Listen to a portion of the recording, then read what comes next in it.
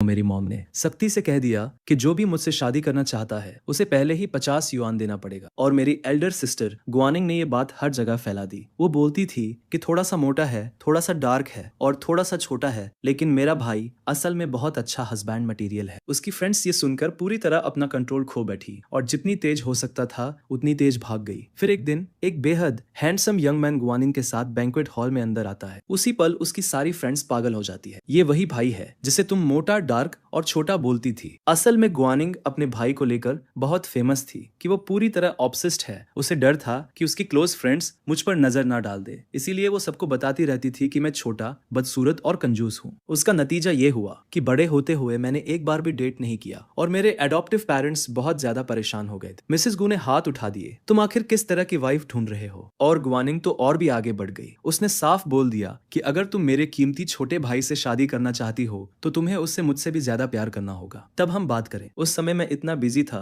कि अपना चेहरा उसकी बाहों में छुपाए रहता था कि मुझे किसी चीज की परवाह ही नहीं थी। इसलिए उसने कभी मेरे गालों पर फैलती हुई लाली को नहीं देखा। उसे जरा भी अंदाजा नहीं था कि मैं उसी से प्यार करता हूँ। मेरे गुआनिंग के लिए जो फीलिंग्स थी वो ऐसी चीज थी जिसे दुनिया आसानी से एक्सेप्ट नहीं करती, इसलिए मैंने उन्हें अपने अंदर गहराई में दबा दिया। उस रात तक जब सब कुछ बाहर आ गया, जिस लड़की ने मुझे हद तक चाहा था उसने पहली बार मुझे थप्पड़ मारा। तुम्हें जरा भी शर्म नहीं है? गुआनिंग ने थूकते हुए कहा। अगले ही दिन उसने मेरे बेस्ट फ्रेंड से अपनी एंगेजमेंट अनाउंस कर दी। हमारी शादी में आना मत भूलना, मेरी और चेनी की। जब तक ये सब मेरे दिमाग में पूरी तरह बैठा, मैं इतना रो चुका था कि मेरे आंसू सूख चुके थे। उसी वक्त फैमिली रियूनियन सेंटर का कॉल आया। उन्होंने मेरे बर्थ पेरेंट्स को ढूंढ लिया था और उसी पल मैंने तय कर लिया कि अब मैं उसे पीछे छोड़ दूंगा। मैंने अपने बर्थ पेरेंट्स को कॉल किया जो समुद्र के उस पार रहते थे। मॉम, डैड, मैं आपके पास विदेश आकर रहना चाहता हूँ। जैसे ही ये शब्द मेरे मुंह से निकले, फोन के दूसरी तरफ मेरे पेरेंट्स फूट फूट कर रो पड़े। ये तो बहुत शानदार बात है लिनचेन। अगर वो भूकंप इतने साल पहले ना आया होता तो हमारा परिवार इतना लंबे समय तक अलग नहीं रहता। हम अभी तुम्हें लेने आ रहे हैं। मेरे अंदर एक अजीब सा कड़वा मीठा दर्द उठा। मैंने धीरे से सांस ली और अपने सीने में उठती हुई भावनाओं की लहर को संभाला। मुझे आधा महीना दीजिए, मैंने उनसे कहा। यहाँ अभी कुछ चीजें हैं जो मुझे पहले संभालनी है। जब मैं सब खत्म कर लूंगा तब मैं आ जाऊंगा। बिल्कुल बिल्कुल, हमने सोचा ही नहीं। गु फैमिली ने तुम्हें इतने साल पाला है और हमने सुना है तुम्हारी सिस्टर ने तुम्हें बचपन से बहुत बिगाड़ा है। तुम्हें एक सही तरीके से अलविदा कहना चाहिए। जैसे ही गुआनिंग का जिक्र हुआ, मेरे दिल में हल्का सा दर्द उठ गया। जब मैं 6 साल का था, एक बहुत बड़ा भूकंप आया था जिसने मुझे मेरे पेरेंट्स से अलग कर दिया था। बाद में मुझे राहत संगठन के जरिए गु फैमिली के पास भेज दिया गया। गु फैमिली एक पुरानी और अमीर खानदान थी। मिस्टर और मिसेस गु अपने कामों में इतने बिजी रहते थे कि उन्होंने मुझे अपनाने के बावजूद मुझ पर ज्यादा ध्यान नहीं दिया। अगर सही कहूँ तो मुझे असल में गुआनिंग ने ही बड़ा किया था। जब मैं 7 साल का था और मुझे गरज से डर लगता था, तब गुआनिंग मुझे कसकर पकड़ लेती थी और लोरी गाती थी जब तक मैं सो नहीं जाता था। जब मैं 10 साल का था और अपने क्लासमेट्स के स्नैक्स और खिलौनों को देखकर जलता था, तब गुआनिंग ने पूरा का पूरा कॉर्नर स्टोर खाली कर दिया था। उसने मुझे इतना बिगाड़ दिया था कि मैं वो छोटा प्रिंस बन गया था जिससे हर कोई जलता था। जब मैं 14 साल का था और घर पर बुखार से गिर पड़ा था, तब गुआनिंग ही थी जो सीढ़ियों पर ऊपर नीचे दौड़ती थी, मेरे लिए गर्म पानी लाती थी और मुझे एक एक घूंट करके दवा पिलाती थी। मुझे जो भी चाहिए होता, गुआनिंग मेरी आंख झपकने से पहले ही मेरे हाथ में दे देती थी। आसपास के लोग मजाक करते थे कि गुआनिंग पूरी तरह अपने भाई को लेकर पागल है। किसी को यह नहीं पता था कि उन रातों में हमारे पास सिर्फ एक दूसरे का ही सहारा था। मैं कब से उससे प्यार करने लगा था ये मुझे खुद भी नहीं पता चला, लेकिन मैंने कभी हिम्मत नहीं की कि उसे बता सकूं। मैं बस अपनी फीलिंग्स को छुपकर अपनी डायरी में लिखता था या अपने सबसे करीबी दोस्त चेंजा हुई को सब कुछ बता देता था। लेकिन मैंने कभी ये नहीं सोचा था कि चेंजा हुई सब कुछ गुआनिंग को बता देगा। उस रात गुआनिंग मेरे कमरे में आई। उसका चेहरा बिल्कुल ठंडा था। उसने मेरी डायरी ढूंढी और उसे टुकड़ों में फाड़ दिया। उसने वो सारे फटे हुए पन्ने मेरे ऊपर फेंक दिए। मैं कुछ बोल भी नहीं पाया था कि वो दरवाजा जोर से बंद करके चली गई। उसके बाद उसने जानबूझकर मुझसे दूर रहना शुरू कर दिया। कभी कभी जब हम आमने सामने आते थे तो गुआनिंग मुझे ऐसी नजरों से देखती थी जैसे मैं कोई पूरी तरह अजनबी हूँ। मैं उससे जवाब मांगना चाहता था, लेकिन उसकी जगह मुझे कुछ और ही देखने को मिला। मैंने गुआनिंग को चेनजेई को कोने में दबाकर उसे किस करते हुए देखा, जैसे वो कभी रुकना ही नहीं चाहती थी। शायद कुछ चीजें बहुत पहले ही किस्मत में तय हो जाती है। हमारा एंडिंग पहले से लिखा हुआ था। मेरे और गुआनिंग के बीच कभी कोई फ्यूचर था ही नहीं और गु फैमिली के साथ बिताए गए वो सारे साल बस एक खूबसूरत सपना थे। अब वक्त आ गया था कि मैं अपनी उस राह पर वापस जाऊं जो हमेशा से मेरी थी। इसलिए मैंने फैसला कर लिया कि मैं अपने असली घर वापस जाऊंगा और गुआनिंग के लिए अपने सालों पुराने प्यार को छोड़ दूंगा। उस सुबह मैं जल्दी नीचे आया और देखा कि मेरे एडॉप्टिव पेरेंट्स मुझे बड़े प्यार से नाश्ते के लिए बुला रहे हैं। मैंने हल्की सी मुस्कान दी और उनके पास बैठ गया। फिर मैंने उन्हें सब कुछ बताया कि मुझे मेरे बर्थ पेरेंट्स मिल गए हैं और मैं उनके साथ रहने के लिए देश छोड़ने वाला हूँ। ये तो बहुत शानदार खबर है लिनचेन। हमें बहुत खुशी है कि तुम्हें तुम्हारे तुम्हारा असली परिवार मिल गया। क्या तुमने अपनी सिस्टर को बताया? मैं थोड़ा रुक गया। गुआनिंग को बताऊं? उसका दिल तो अब पूरी तरह चेंजी के पास था। इससे क्या बदल जाता? क्या तुम मुझसे कुछ कहने वाले थे? मैं तुरंत पीछे मुड़ा और देखा कि दरवाजे पर गुआनिंग खड़ी थी। कुछ नहीं, मैंने धीरे से जवाब दिया। तुम वापस आ गए सिस। उसने ये शब्द सुन लिए, वो शब्द जो उसने मुझसे बहुत बहुत लंबे समय से नहीं सुने थे। गुआनिंग के कदम अचानक रुक गए। वो खुद को रोक नहीं पाई और मेरी तरफ देखने लगी, सच में देखने लगी। मैंने कब उसे ऐसे बुलाना बंद कर दिया था? 18 साल की उम्र में, 15 में या उससे भी पहले, और अब मैं फिर से उसे सिस कह रहा था। गुआनिंग की नजर गहरी हो गई। वो मुझे काफी देर तक देखती रही, जैसे कुछ बदल गया हो, जैसे मेरे अंदर कुछ अलग हो गया हो। लंबी चुप्पी के बाद ही उसने नजरें हटा ली। वो आगे बढ़ी और जो गिफ्ट वो लाई थी उसे टेबल पर रख दिया। मॉम, डैड, उसने हल्के से कहा, ये चेंजी हुई की तरफ से है। वो चाहता था कि आप लोग इन्हें रखें। एक छोटा सा शुक्रिया है। उम्मीद है आपको पसंद आएंगे। हमें बहुत पसंद आए, हमें बहुत पसंद आए। चेंजी हमेशा इतने सोच समझकर गिफ्ट चुनता है। क्या तुमने हमारी तरफ से उसे थैंक यू कहा? गुआनिंग, अगली बार जब तुम उसके घर जाओ तो कैबिनेट से वो रेड टी का डिब्बा साथ ले जाना, और अगर तुम इस वीकेंड फ्री हो तो उसे और उसके पेरेंट्स को घर बुलाना। ये साफ था, वो लोग पहले से ही शादी की तैयारी कर रहे थे। मैं वहीं बैठा रहा और चुपचाप उन्हें देखता रहा। अकेलेपन की एक लहर मेरे अंदर से गुजर गई। मैंने अपने नाखून को अपनी हथेली में दबाया, फिर छोड़ दिया। उस पल मुझे सब कुछ फिर से साफ साफ महसूस हुआ। मैं बस एक बाहरी इंसान था, लेकिन अब इससे कोई फर्क नहीं पड़ता था। जल्द ही ये सब मेरी चिंता का हिस्सा नहीं रहेगा। ये सोचकर मैं खड़ा हुआ, शांत और चुपचाप, और अपने कमरे की तरफ चला गया। मेरी हलचल की आवाज सुनकर गुआनिंग, जो अपने पेरेंट्स से बात कर रही थी, उसने ऊपर देखा। उसे बस मेरी पीठ की एक झलक दिखी जो दरवाजे के अंदर गायब हो रही थी। गुआनिंग के मन में एक अजीब सा ख्याल आया। क्या ये उसकी कल्पना थी? जब से मैं घर आया था तब से अब तक मैंने मुश्किल से कुछ ही शब्द बोले थे। ये मेरे जैसा बिल्कुल नहीं था। उस दोपहर मैं अपना हाउस होल्ड बुकलेट लेकर रजिस्ट्री ऑफिस गया ताकि अपना रेजिडेंट ट्रांसफर पूरा कर सकूं। जब मैं सीढ़ियों से नीचे आया, मैंने देखा कि गुआनिंग के पास चेंजी बैठा हुआ है। चेंजा हुई उसे एक गर्म मुस्कान के साथ देख रहा था, जबकि वो संतरा छील रही थी। उसकी पतली उंगलियां बड़े ध्यान से छिलका उतार रही थी। फिर उसने सफेद रेशों का एक भी धागा नहीं छोड़ा। उसने आधा हिस्सा तोड़ा और उसे चेंजी के होठों के पास ले गई। चेंजी के गाल लाल हो गए। उसने उसकी तरफ देखा, फिर चुपचाप उसके हाथ से संतरा खा लिया। गुआनिंग हल्के से हंसी। उसने पास रखे टिश्यू बॉक्स से एक टिश्यू निकाला और धीरे से उसके होठ के कोने को साफ किया। मीठा है? उसने पूछा। चेंजी ने सिर हिलाया, फिर उसने एक टुकड़ा उठाया और उसकी तरफ बढ़ाया। अब तुम्हारी बारी। मैंने उनके बीच का ये नरम और प्यारा सीन देखा, फिर चुपचाप नजरें हटा ली और दरवाजे से बाहर निकल गया। लिन चेन, किसी ने मेरा नाम पुकारा। मैं मुड़ा। चेंजा हुई मुझे हाथ हिलाकर बुला रहा था। गुआनिंग की आज छुट्टी है। हम पार्क जाने का प्लान बना रहे थे। क्या तुम हमारे साथ चलोगे? मैं तुम्हारी डेट में दखल नहीं देना चाहता, मैंने सीधे कहा। हम फैमिली है, चेंजा हुई ने हल्की नाराजगी के साथ कहा। यहाँ दखल देने जैसा कुछ नहीं है। मेरे पास काम है, शायद अगली बार। मेरे दूसरी बार मना करने पर चेंजी के चेहरे की मुस्कान थोड़ी सख्त हो गई। लिन चेन, क्या ये इसलिए है क्योंकि तुम्हें लगता है कि मैंने गुआनिंग को तुमसे छीन लिया? क्या इसलिए तुम नहीं आना चाहते? मैं ही हूँ जिससे वो प्यार करता है, गुआनिंग ने चेंजा से कहा। किसी ने किसी को नहीं छीना। ये सुनकर चेंजी के कान लाल हो गए। गुआनिंग हल्के से हंसी। वो उसके बाहों में झुक गई और बोली, अगर वो नहीं आना चाहता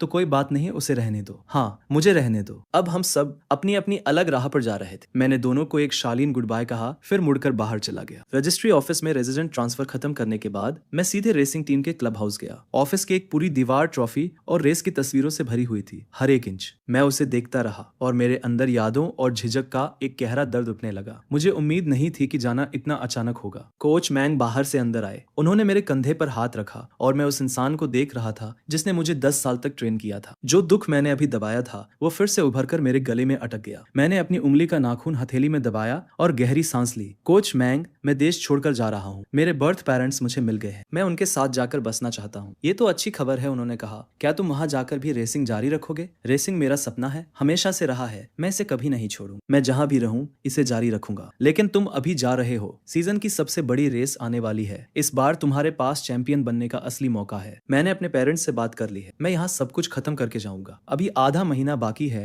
ये एक रेस के लिए काफी है। कोच मैंग ने आखिरकार राहत की सांस ली और फिर से मेरे कंधे पर हाथ थपथपाया। मैं कुछ देर और उनके साथ बात करता रहा। जब मैं अपना बैग लेकर घर के लिए निकला तब काफी देर हो चुकी थी। लेकिन जैसे ही मैंने दरवाजा खोला, चेंजी अभी भी वहां था। मैंने सुना तो समझ आया कि वो लोग शादी की तैयारी की बातें कर रहे थे। अंदर चेंजा हुई कह रहा था, उन सारे गाउन स्टाइल्स ने मैं पूरी तरह कंफ्यूज हो गया हूँ। मुझे समझ ही नहीं आ रहा कौन सा कौन है। मैं सोच रहा था कि लिन चेन से मदद मांग लूं। हम इतने सालों से क्लोज हैं, उसे मेरी पसंद पता है। जैसे ही ये शब्द उसके मुंह से निकले, मैं अंदर आया। लिन चेन, तुम्हारा होने वाला जीजा इन चीजों को लेकर काफी उलझा हुआ है। क्यों ना तुम कुछ दिन उसके साथ रहकर शादी की चीजें चुनने में मदद कर दो। मैंने देखा कि चेंजी हुई की आंखों के कोने पर मुस्कान फैल गई, लेकिन जैसे ही उसकी नजर मुझसे मिली, वो मुस्कान एक स्मर्क में बदल गई। मैंने नीचे देखा, एक पल सोचा, फिर सिर हिला दिया। सॉरी। सॉरी, मैं बिजी हूँ, रेसिंग टीम में अभी बहुत काम बाकी है। मेरे पास सिर्फ आधा महीना था, बस उतना ही। जाने से पहले मुझे बहुत सारी चीजें खत्म करनी थी। सबसे आखिरी चीज जो मैं कर सकता था वो था चेंजी के पीछे घूमना। लेकिन जैसे ही मेरे मुंह से ये शब्द निकले, कमरे का माहौल ठंडा हो गया। तुम्हारा बेस्ट फ्रेंड शादी कर रहा है और तुम कुछ दिनों के लिए अपने काम साइड में नहीं रख सकते। ये बात तय हो गई। मैं कल टीम को कॉल करके तुम्हारी छुट्टी अरेंज कर दूंगी। अगर वो अपनी पोजीशन का इस्तेमाल करके मेरे लिए छुट्टी तय कर देगी तो मेरे पास मना करने का क्या हक था। मेरे होठों पर एक कड़वी सी मुस्कान आ गई। मैंने और कुछ नहीं कहा। अगले कुछ दिनों तक मेरे पास कोई चॉइस नहीं थी, मुझे सब कुछ साइड में रखना पड़ा।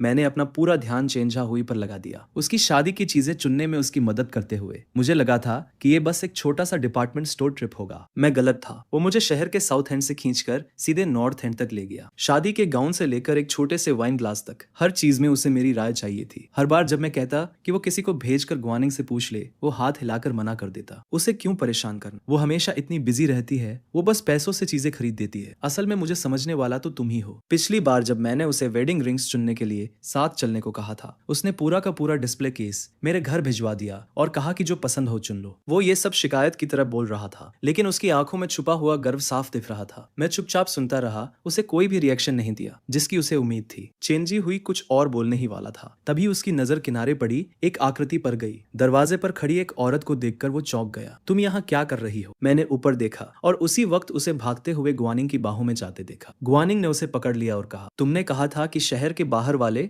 माउंटेन श्राइन जाना है। मैंने आधा दिन की छुट्टी ली है ताकि तुम्हें वहां ले जा सकूं। पिछले कुछ दिनों से लिन चेन मेरे साथ था। हमारे साथ चलो, चेंजी हुई ने मेरी तरफ मुड़कर कहा। ग्वानिंग ने मेरी तरफ देखा तक नहीं, उसने बस बैग उठाए और बाहर चली गई। दूर कहीं घंटियों की आवाज गूंज रही थी और सुबह की धुंध धीरे धीरे हट रही थी। श्राइन के बाहर का पहाड़ी नजारा धीरे धीरे सामने आने लगा। मैं सिर झुकाकर बस अपने पैरों के नीचे पत्थर के रास्ते को देखता हुआ एक एक कदम आगे बढ़ रहा था। ये क्या है? अचानक आई आवाज ने मेरे ख्याल तोड़ दिए। मैंने ऊपर देखा। चेंजी हुई एक बड़े विशिंग ट्री के सामने खड़ा था। वो उसकी शाखाओं पर बंधी प्रेयर रिबन्स को ध्यान से पढ़ रहा था। लिन चेन हर साल खुशियों से भरा रहे, हर साल उसे उसकी उम्मीद से ज्यादा मिले। लिन चेन की जिंदगी दुआओं से भरी रहे, उसे कोई बीमारी ना हो और जो भी उससे मिले वो उसके साथ अच्छा व्यवहार करे। मेरा लिन चेन सुबह से रात तक सुरक्षित रहे, हर मौसम में सुरक्षित रहे। तुम्हारी अपनी ग्वानिंग। इन रिबन्स को पढ़ते हुए मेरे अंदर कुछ गहराई में कांप उठा। मेरे ख्याल दूर कहीं भटक गए। उस भूकंप की वजह से मेरी सेहत कभी पहले जैसी नहीं रही थी। हर कुछ दिनों में मुझे छोटी मोटी बीमारी हो जाती थी और हर हफ्ते कुछ न कुछ गंभीर हो जाता था। मुझे जल्दी ठीक करने के लिए ग्वानिंग हर हफ्ते इस श्राइन आती थी और मेरे लिए प्रेयर रिबन बांधती थी, मेरी सलामती की दुआ करती थी। मुझे कभी एहसास ही नहीं हुआ कि उसने इतने सालों में कितने रिबन्स बांध दिए थे। रिबन्स अब भी उस पेड़ पर थे, लेकिन मैं और ग्वानिंग अब कभी पहले जैसे नहीं हो सकते थे। तुम दोनों सच में बहुत क्लोज हो, चेंजा हुई ने कहा। मुझे तो ऐसा लग रहा है जैसे मैं तीसरा इंसान हूँ। वो पढ़ना रोक देता है, उसका चेहरा थोड़ा गहरा हो जाता है और वो मुड़कर जाने लगता है। ऐसा मत करो, ग्वानिंग ने कहा। तुम मेरे होने वाले हस्बैंड हो, वो बस मेरा भाई है। अगर तुम्हें ये पसंद नहीं है तो मैं इन्हें हटवा दूंगी। बिना एक पल सोचे वो मुड़ी और अपने अटेंडेंट्स को आदेश दिया कि पेड़ से हर एक रिबन को उतार दे। एक के बाद एक रिबन नीचे गिरने लगे। लापरवाही से उन पर पैर पड़ रहे थे, कीचड़ से गंदे हो रहे थे। कुछ ही देर में वो पेड़ फिर से भर गया, लेकिन इस बार हर रिबन पर सिर्फ चेंजी हुई के लिए ग्वानिंग के लिखे हुए प्यार भरे शब्द थे। चेंजी हुई फिर से मुस्कुराने लगा। उसने मुझे एक घमंडी और संतुष्ट नजर से देखा। लिन चेन को बुरा नहीं लगेगा, एक भाई हस्बैंड से ऊपर नहीं हो सकता। बस इतना सुनना ही काफी था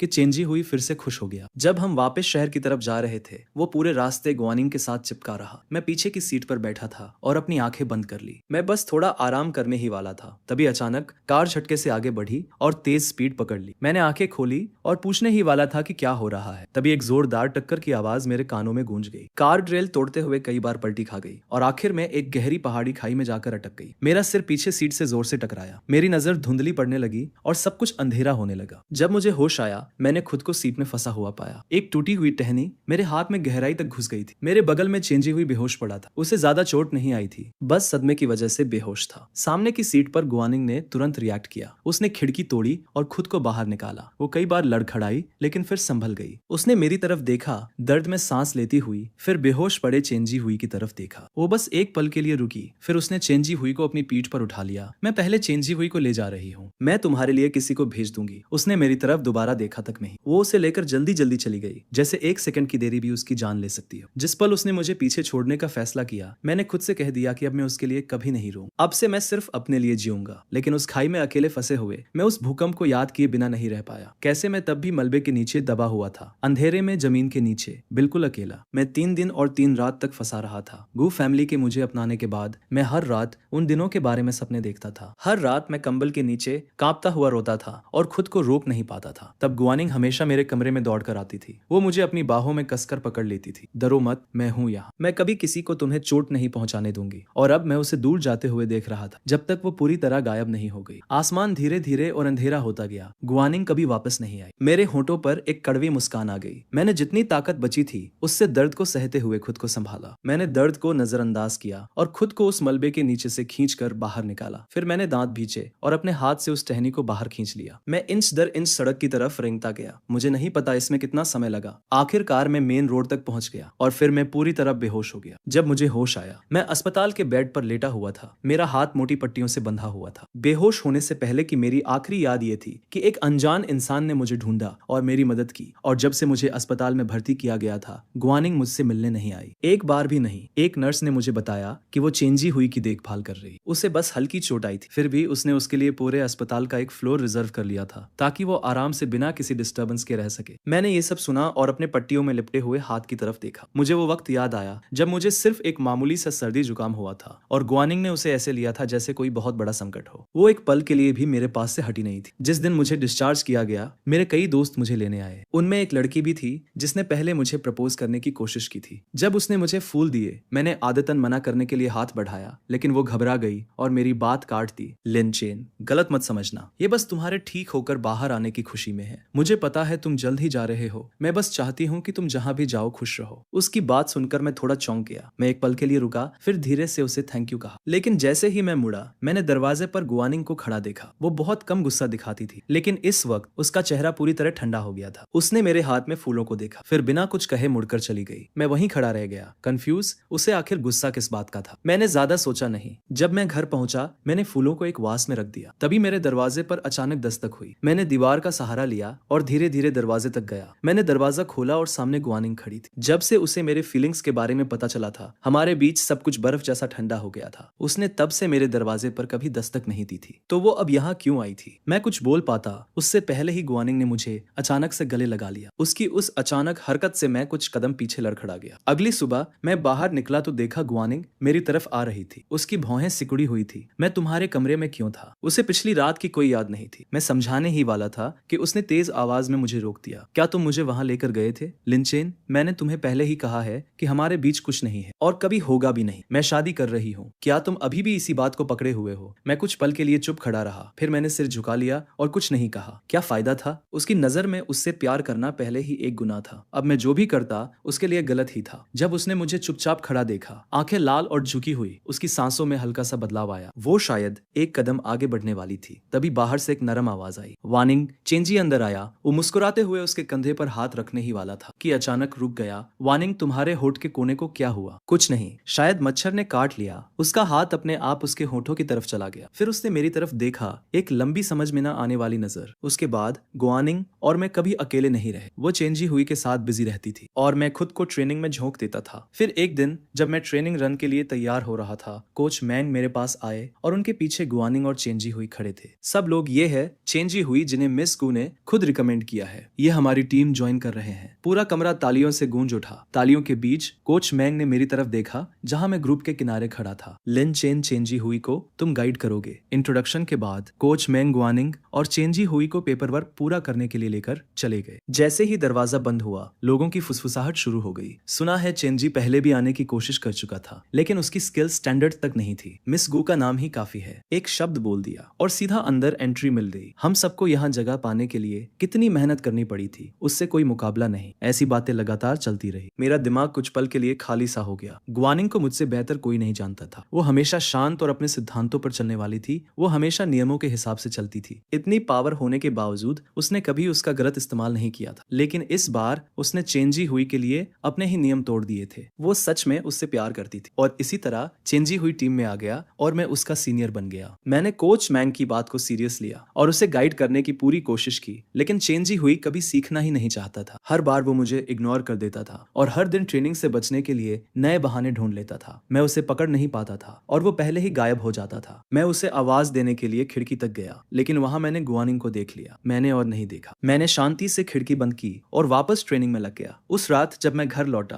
तो देखा गुआनिंग गेट के पास खड़ी थी। उसका चेहरा समझ नहीं आ रहा था, लेकिन ऐसा लग रहा था जैसे वो मेरा इंतजार कर रही थी। मैं कुछ पूछता उससे पहले ही उसकी आवाज ठंडी और तेज आई। लिन चेंजी हुई को टारगेट करना बंद करो। अगर तुम्हें उससे कोई दिक्कत है तो सीधे बोलो। मैं पहले से ही थका हुआ था। उसकी ये बात सुनकर मेरे अंदर एक साथ बहुत सारी भावनाएं उमड़ पड़ी। दर्द, दुख, बेबसी। ये समझने के लिए किसी जीनियस की जरूरत नहीं थी कि चेंजी हुई ने उससे बात घुमा दी थी। मैंने खुद को समझाने की कोशिश भी नहीं की। मैं बस उसके पास से निकलकर अपने कमरे में चला गया। उसके बाद मैंने चेंजी हुई को लेकर बहुत ढील दे दी, जिससे वो और ज्यादा घमंडी हो गया। वो बस ट्रैक पर आता, साइन करता और फिर गायब हो जाता। बाकी लोग उसे टोकना चाहते थे। मैंने उन्हें रोक दिया। मैंने सिर हिलाया। ये उसकी जिंदगी है। अगर वो फेल होगा तो टीम से बाहर हो जाएगा। ये उसकी जिम्मेदारी है। और सच कहूं तो अब मेरे पास उसके पीछे भागने का टाइम भी नहीं था। मुझे लगा यहीं सब खत्म हो जाएगा, लेकिन फिर गुआनिंग खुद मुझे ढूंढते हुए आई। अचानक से उसने कहा कि मैं अपनी आने वाली रेस की जगह चेंजी को दे दूं। पहले तो मुझे समझ ही नहीं आया कि वो क्या कह रही है। जब उसने दोबारा पूछा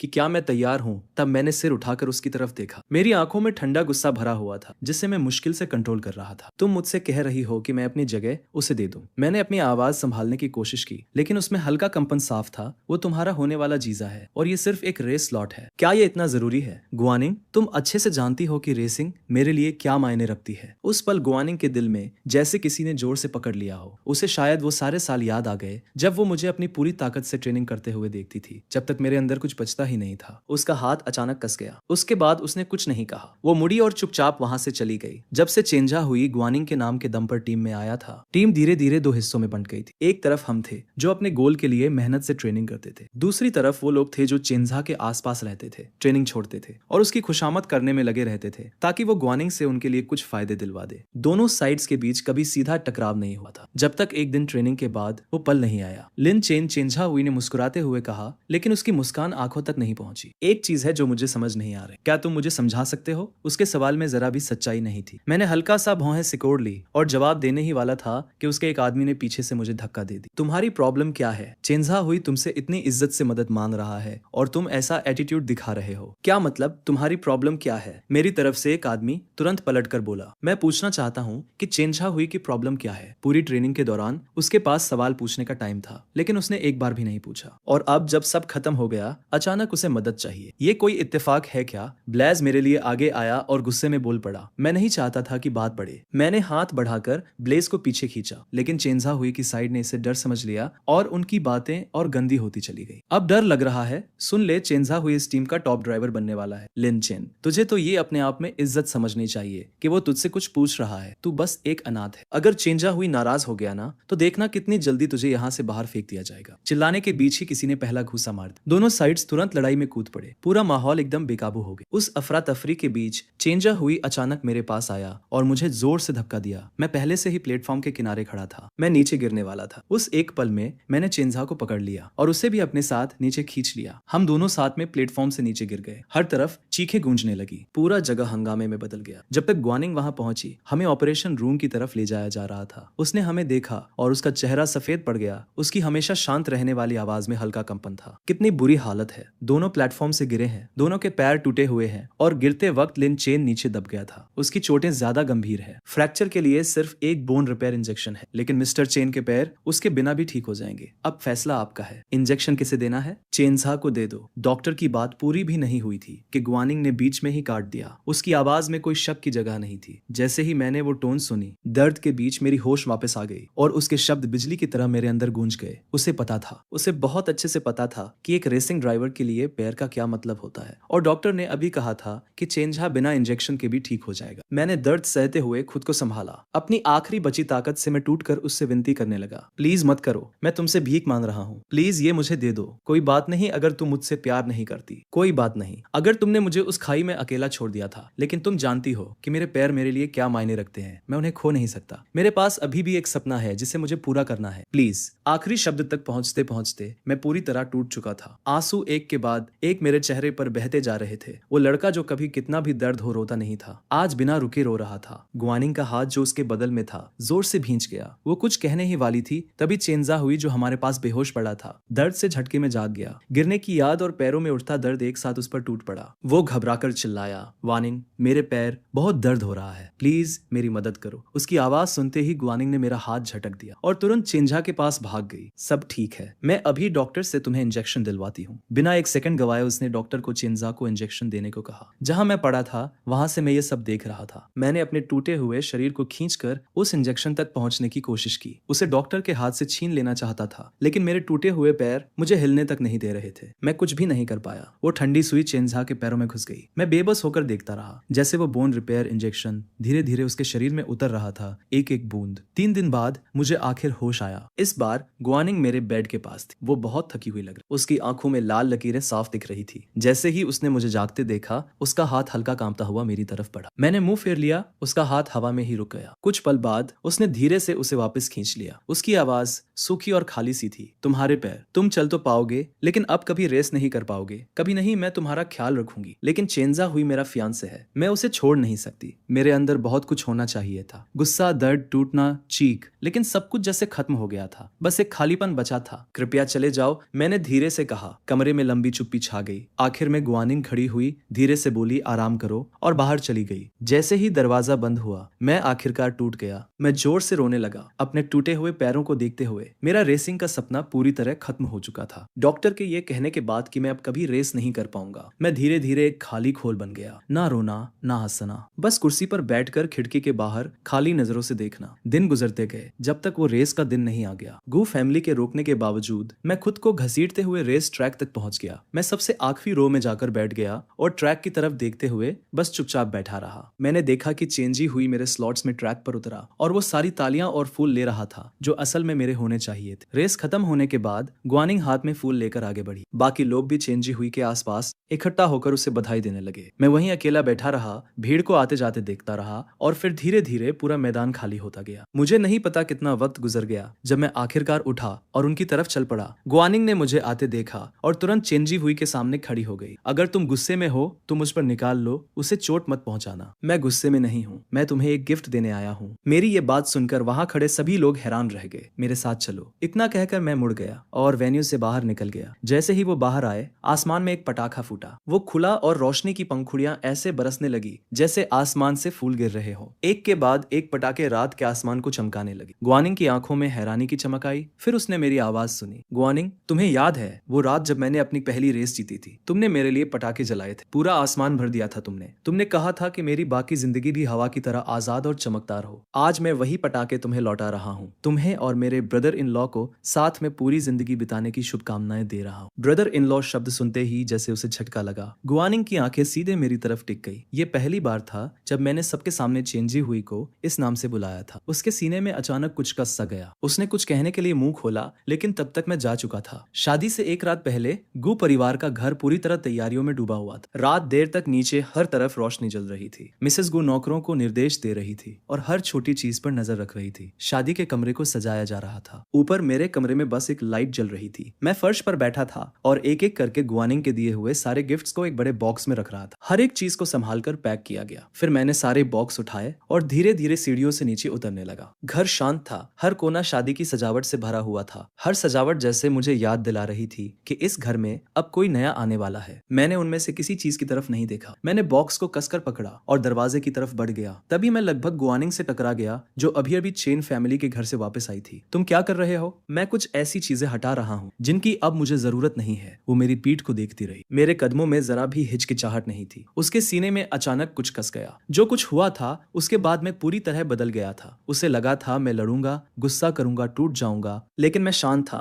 डराने वाला शांत। मैं मुड़ा और उसकी तरफ देखा। चेंजी हुई चाहता है कि तुम उसका बेस्ट मैन बनो। वो अब मेरा ब्रदर इन लॉ है, मेरा दोस्त नहीं। मेरे जैसे इंसान का वहां खड़ा होना ठीक नहीं होगा। तुम किसी और से कह दो। मैंने कुछ और नहीं कहा और धीरे धीरे वहां से चला गया। ऐसा नहीं था कि मैं इसके लायक नहीं था। असल में शादी वाले दिन मैं वहां होता ही नहीं। शादी से एक रात पहले मैं एक बॉक्स लेकर मिस्टर और मिसेस गू के पास गया। मॉम, डैड, मैं कल शादी में नहीं आ पाऊंगा। मेरे असली माता पिता ने मेरे लिए सुबह की फ्लाइट बुक कर दी है। मैं तब जा रहा हूँ। इतनी अचानक? ये अचानक नहीं है, मुझे बहुत पहले ही चला जाना चाहिए था। मैंने बॉक्स खोला। ये वो पैसे हैं जो मैंने सालों में बचाए हैं। पिछले 15 सालों में गू फैमिली ने मुझ पर जो भी खर्च किया सब इसमें है। मैं हल्का सा मुस्कुराया और सिर हिलाया, फिर अपनी जेब से एक मोटा लिफाफा निकालकर उनकी तरफ बढ़ाया। मिस्टर और मिसेस गू ने तुरंत सिर हिलाया और पैसे वापस मेरे हाथ में देने की कोशिश की। मैंने मजबूती से वापस उनकी तरफ धकेल दिया। प्लीज, आपको ये लेना ही होगा। फिर मैं जमीन पर घुटनों के बल बैठ गया और सिर झुका दिया। पूरे 3 बार मैंने झुककर प्रणाम किया। मॉम, डैड, इन 15 सालों के लिए धन्यवाद।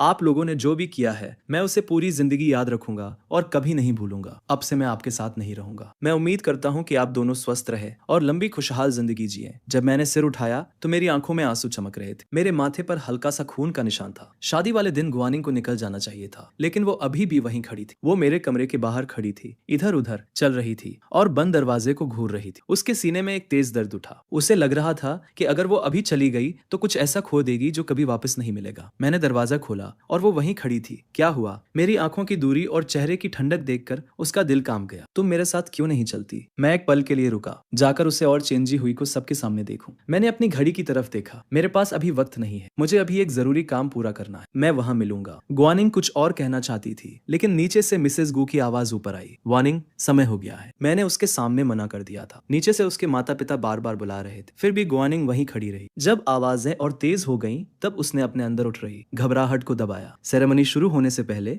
मुझसे मिलना। उसने कहा, मुझे तुमसे एक जरूरी बात कहनी है। मैंने कुछ नहीं कहा, मैं बस नीचे देखते हुए खड़ा रहा। मेरी आंखें शांत और दूर थी। गुआनिंग इसे ऐसे जाने देने वाली नहीं थी। उसने फिर से कहा, जो मुझे कहना है वो बहुत जरूरी है, तुम्हें आना ही होगा। मैं समझ गया कि वो बिना जवाब लिए नहीं जाएगी, इसलिए मैंने झूठ बोलते हुए सिर हिला दिया। ठीक है, शायद इससे उसे थोड़ी राहत मिली। उसने आखिरकार दरवाजे को पकड़े हुए हाथ को छोड़ा और मुड़कर जाने लगी। मैंने उसे नीचे जाते देखा और फिर उसे शादी की गाड़ी में बैठते हुए देखा। एक एक करके बाकी लोग भी आए और पीछे की गाड़ियों में बैठ गए। आखिर में रस्मी तोपे दागी गई। शादी का जुलूस आगे बढ़ने लगा और मेरी नजरों में छोटा होता गया, जब तक कि पूरी तरह गायब नहीं हो गया। तुम्हारी शादी मुबारक हो, गुआनिंग, मैंने धीरे से कहा और मेरी नजरें खाली सड़क पर टिकी रही। अलविदा। फिर मैंने वो सूटकेस उठाया जो मैंने कई दिन पहले पैक किया था और धीरे धीरे सीढ़ियां उतरकर दरवाजे से बाहर निकल गया, एक एक कदम बढ़ाते हुए एयरपोर्ट की तरफ। मैंने पीछे मुड़कर नहीं देखा। चेन और गू फैमिली की शादी पूरे शुंगू शहर में चर्चा का विषय बन गई थी। जुलूस आने से काफी पहले ही सड़कों के दोनों तरफ भीड़ लग गई थी। सब लोग गू फैमिली के शादी वाले मिठाई फेंकने का इंतजार कर रहे थे। चारों तरफ से शुभकामनाएं सुनाई दे रही थी, लेकिन शादी की गाड़ी के अंदर बैठी गुआनिंग को इनमें से कुछ भी महसूस नहीं हो रहा था। वो बार बार आज सुबह के बारे में सोच रही थी, जब वो मेरे दरवाजे के बाहर खड़ी थी और उसका दिल अजीब तरीके से धड़क रहा था। उसके अंदर की बेचैनी फिर से बढ़ने लगी। उसे बार बार लग रहा था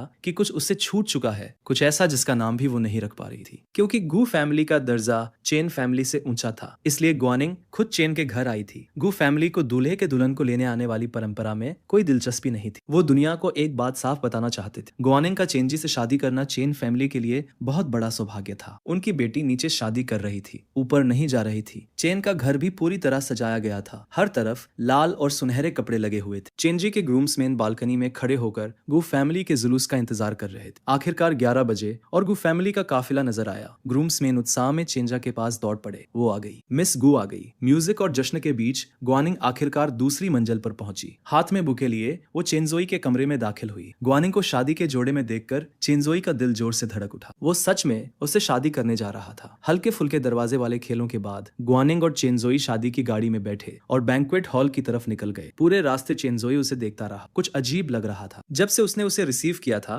तब से अब तक गुआनिंग कहीं और ही खोई हुई लग रही थी। उसने हाथ बढ़ाकर उसके गाउन का किनारा हल्के से खींचा। वानिंग, क्या बात है, तुम खुश नहीं लग रही। मैं कल रात शादी के बारे में सोच रही थी, नींद नहीं आई, बस नर्वस थी, गुआनिंग ने जवाब दिया। चेंजी हुई ने यह मान लिया और बात को वहीं छोड़ दिया। उसने धीरे से अपना हाथ उसके कंधे पर रख दिया। गाड़ी वेन्यू पर पहुंच गई। वो अंदर गए और वेटिंग रूम में आराम करने लगे। कुछ देर बात करने के बाद गुआनिंग उठी और बाहर चली गई। उसे याद आया कि उसने सुबह मुझसे क्या कहा था और उसने तुरंत स्टुअर्ड को बुलाया। उसने उससे कहा कि मुझे उसके पास लेकर आए। इंतजार करते हुए उसके अंदर एक अजीब सी उलझन फैल गई। वो मुझे बताना चाहती थी कि अब चेंजी हुई मेरा ब्रदर इन लॉ है और मेरे दिल में जो भी हो मुझे उसके सामने कभी नहीं दिखाना चाहिए, और ये भी कि चेंजाही के गू घर में आने के बाद भी मेरे लिए वहां जगह बनी रहेगी। मुझे जाने की जरूरत नहीं है। उसके दिल में मैं अभी भी उसका छोटा भाई था। उसने बहुत सारी बातें सोच रखी थी जो वो मुझसे कहना चाहती थी, यह तक कि कैसे शुरू करेगी ये भी सोच लिया था। लेकिन जब उसने स्टुअर्ट को अकेले वापस आते देखा तो उसने जो कुछ भी तैयार किया था वो सब घबराहट में गायब हो गया। लिन चेन कहाँ है? स्टुअर्ट ने मुंह खोला। उसे समझ नहीं आ रहा था कि कहां से शुरू करे। जब उसे मुझे ढूंढने भेजा गया था तब वो सीढ़ियों पर मिस्टर और मिसेस गू से टकरा गया था। जब उन्होंने सुना कि उसे क्यों भेजा गया है तो उन्होंने एक दूसरे की तरफ देखा। अब तक लिन चेन शायद प्लेन में बैठ चुका होगा। शादी शुरू होने वाली थी। अगर गुआनिंग अभी मुझे ढूंढने जाती तो उसे सब पता चल जाता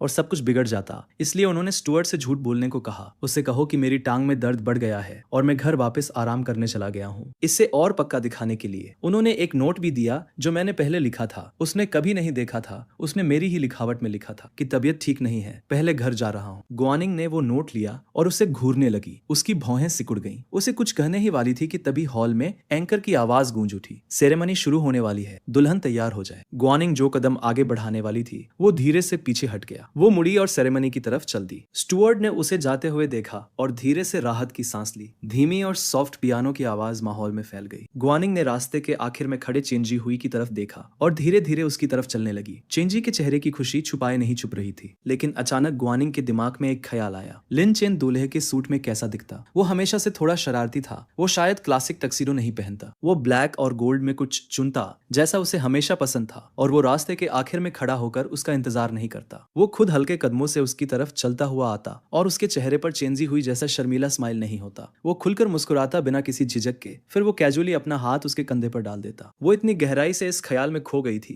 कि जब एंकर ने उससे पूछा कि क्या वो सामने खड़े दूल्हे से शादी करना चाहती है, तो उसने मेरा नाम ले लिया, बिल्कुल बिना सोचे समझे, बस अपने आप। माइक अभी भी उसके हाथ में था। उसकी आवाज पूरे बैंक्वेट हॉल में गूंज गई। मेहमान एक पल के लिए जम गए, फिर धीरे धीरे फुसफुसाहट शुरू हो गई। क्या लिन चेन गू फैमिली का एडॉप्टेड बेटा नहीं है? मिस गू ने उसका नाम क्यों लिया? पहली लाइन में बैठे माता पिता सख्त हो गए। मिस्टर और मिसेस गू उसे घूरते रह गए। उनके अंदर घबराहट तेजी से बढ़ने लगी। उनकी बेटी इस वक्त ऐसा कैसे कर सकती थी? मिस्टर और मिसेस चेन के चेहरे भी सख्त हो गए। उन्होंने मुड़कर पास बैठे लोगों से जवाब मांगना शुरू कर दिया। स्टेज पर खड़े चेनजाही ने जब मेरा नाम सुना तो उसके चेहरे का रंग उड़ गया। उसने अपने पेंट को कसकर पकड़ लिया। वार्निंग, उसने कांपती आवाज में कहा। तुम क्या कह रही हो? उसने हाथ बढ़ाकर उसका हाथ पकड़ने की कोशिश की, बस एक कदम और वो दोनों पति पत्नी बन जाते। लेकिन उसने लिन चेन का नाम क्यों लिया? अगर ये पहले होता तो ग्वानिंग तुरंत संभल जाती, हंसकर बात को टाल देती और आगे बढ़ जाती। लेकिन अब वो वहीं खड़ी थी, नीचे बैठे लोगों के चेहरों को देख रही थी, कुछ जाने पहचाने और कुछ अनजान, लेकिन उनमें से कोई भी वो नहीं था जिसे वो ढूंढ रही थी। अगले ही पल उसने हर आवाज को नजरअंदाज किया और स्टेज से भाग गई। गुस्से, दुख और बेबसी से भरी कई आवाजें उसे पुकारती रही, लेकिन उसने पीछे मुड़कर नहीं देखा। वो सीधे वेन्यू से बाहर भाग गई। चेंजी हुई उसे पकड़ने के लिए आगे बढ़ा, लेकिन उसकी आंखों के आगे अंधेरा छा गया और वो गिर पड़ा। पूरा हॉल अफरा तफरी में बदल गया। ग्वानिंग सीधा एक कार में बैठी और एक्सीलरेटर दबाकर सीधे गू एस्टेट की तरफ निकल गई। उसे सुबह मेरी आंखों का वो लुक याद आया, स्टुअर्ट का दिया हुआ वो पुराना सा नोट और स्टुअर्ट की आंखों में दिखता हुआ गिल्ट। उसके अंदर एक ठंडी सी घबराहट उठने लगी। कार चीखती हुई गो एस्टेट के गेट पर जाकर रुकी। गाड़ी पूरी तरह रुकने से पहले ही वो बाहर निकल चुकी थी और घर की तरफ भाग रही थी। 2 मंजिल की सीढ़ियां उसने कुछ ही सेकंड में चढ़ ली। वो सीधे मेरे कमरे तक गई और दरवाजा धक्का देकर खोल दिया। कमरा खाली था, मेरी एक भी चीज वहां नहीं थी। ग्वानिंग का चेहरा बिल्कुल सख्त हो गया। उसने पास से गुजर रही एक नौकरानी का हाथ पकड़ लिया। वो कहाँ है?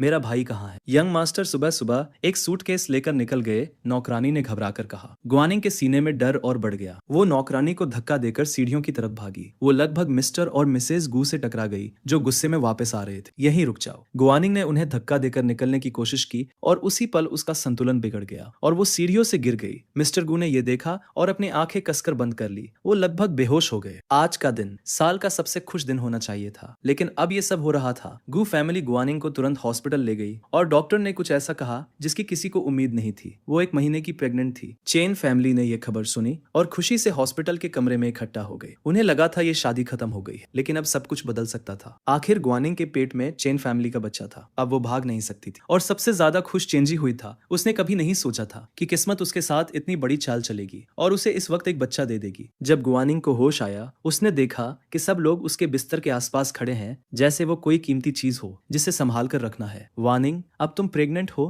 तुम कोई रिस्क नहीं ले सकती। अब जब तुम होश में हो, जाओ और चेंजी हुई से माफी मांगो। तुम अपनी ही शादी से भाग गई थी, लोग बातें कर रहे हैं। ग्वानिंग का माफी मांगने का कोई इरादा नहीं था। उसे मुझे ढूंढना था, उसे जानना था कि मैं कहाँ गया हूँ। उसने खुद को बिस्तर पर उठाया और उठने की कोशिश की, लेकिन मिस्टर गू ने उसे मौका ही नहीं दिया। उन्होंने हाथ हिलाया और लोग उसे पकड़ने के लिए आगे बढ़ गए। उसने खुद को रोके जाने से मना कर दिया। मिस्टर गू पीछे हट गए, परेशान होकर। तुम समझती क्यों नहीं हो? तुम प्रेग्नेंट हो, तुम ऐसे खुद को नुकसान नहीं पहुंचा सकती। लिन चेन कहाँ है? उसने रोते हुए पूछा। उसकी आंखें लाल थी और आवाज टूट रही थी। नौकरानी की बात उसके दिमाग में गूंज रही थी। उसका दिल तेजी से धड़क रहा था। इससे क्या फर्क पड़ता है? अभी सबसे जरूरी यह है कि तुम चेन फैमिली से बात ठीक करो। ग्वानिंग समझ गई कि उसके पिता उसे सच नहीं बताएंगे। वो उन्हें पार करके आगे बढ़ने लगी। उसे पकड़ो, मिस्टर गू चिल्लाए। कई लोग एक साथ आगे बढ़े और उसकी सारी कोशिशों के बावजूद उसे पकड़कर चेंजी के पास ले गए। तुम्हें अंदाजा है आज क्या दिन है? तुम अपनी ही शादी से भाग गई। तुम्हें पता है इससे दोनों फैमिली पर क्या असर पड़ेगा? ग्वानिंग, अगर तुम मेरे बेटे से शादी नहीं करना चाहती थी तो तो पहले ही मना कर सकती थी। हमारी फैमिली को इस तरह बेइज्जत क्यों किया? मेरा बेटा अब लोगों का सामना कैसे करेगा? गुआनिंग के हाथ उसकी गोद में कसकर बंद हो गए। उसने अपने होठ पींच लिए और कुछ नहीं कहा। तभी हॉस्पिटल के कमरे का दरवाजा खुला। चेंजी हुई अंदर आया।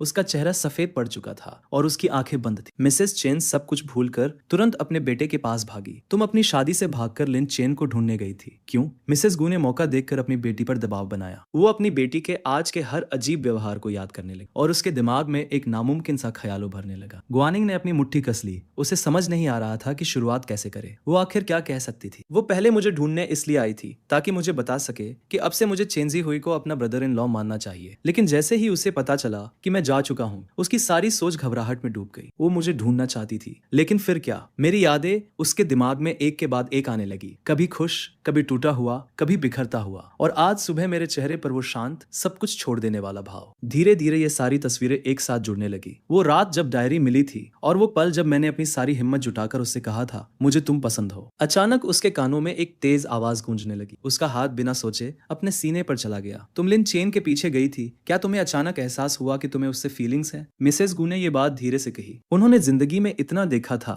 कि वो समझ गई थी। अपनी बेटी को देखकर अब वो नामुमकिन ख्याल सच बनने लगा था। पहले गुआनिंग इसे तुरंत नकार देती, लेकिन आज जब वो उस हॉल में खड़ी थी और मैं कहीं नहीं था और फिर घर आकर भी मैं नहीं मिला, तो उसकी घबराहट हद से ज्यादा बढ़ गई थी। उसके दिमाग में बस एक ही बात थी, उसे ढूंढो। जो एहसास उसने इतने समय से दबाकर रखा था वो अब फिर से बाहर आ गया था और बहुत बड़ा बन चुका था। वो तुम्हारा भाई है, तुम ऐसा कैसे महसूस कर सकती हो? ये वही शब्द थे जो उसने कभी खुद कहे थे और अब वही उसकी माँ के मुंह से निकल रहे थे। उसके अंदर दुख की लहर उठी। आज उसे समझ आया कि ये शब्द कितने दर्द देते हैं। बस एहसास थे, बस एक छुपा हुआ प्यार। एक भी शब्द कभी जोर से नहीं बोला गया। फर्क नहीं पड़ता तुम कितना महसूस करती हो। लिन चेन पहले ही अपने असली माता पिता के पास विदेश चला गया है। वो वापस नहीं आएगा। उसे उसकी असली फैमिली मिल गई है। मुझे किसी ने बताया क्यों नहीं? मुझसे ये बात छुपाई क्यों गई? क्या तुम्हें पता भी है तुमने उसके साथ क्या किया है? गुआनिंग का चेहरा सफेद पड़ गया। पिछले एक महीने में उसने जो कुछ भी किया था सब उसके दिमाग में वापस आने लगा। उसने मेरे लिए बांधी गई हर प्रार्थना वाली रिबन तोड़ दी थी, सिर्फ इसलिए ताकि चेंजी नाराज ना हो। उसने मुझे उस खाई में अकेला छोड़ दिया था। उसने एकमात्र हड्डी ठीक करने वाला इंजेक्शन चेंजी को दे दिया था और हमेशा के लिए मुझसे रेस करने की ताकत छीन ली थी। उसके चेहरे का रंग और उड़ गया। उसके पैर कांपने लगे और वो गिरने ही वाली थी। उसके चारों तरफ सब धुंधला होने लगा। उसे बस अपने दिल की धड़कन और सांसों की आवाज सुनाई दे रही थी। मिसेस गू ने फिर कहा, मुझे फर्क नहीं पड़ता तुम पहले क्या सोचती थी। अब तुम्हारी शादी चेंजी हुई से हो चुकी है। तुम माँ बनने वाली हो।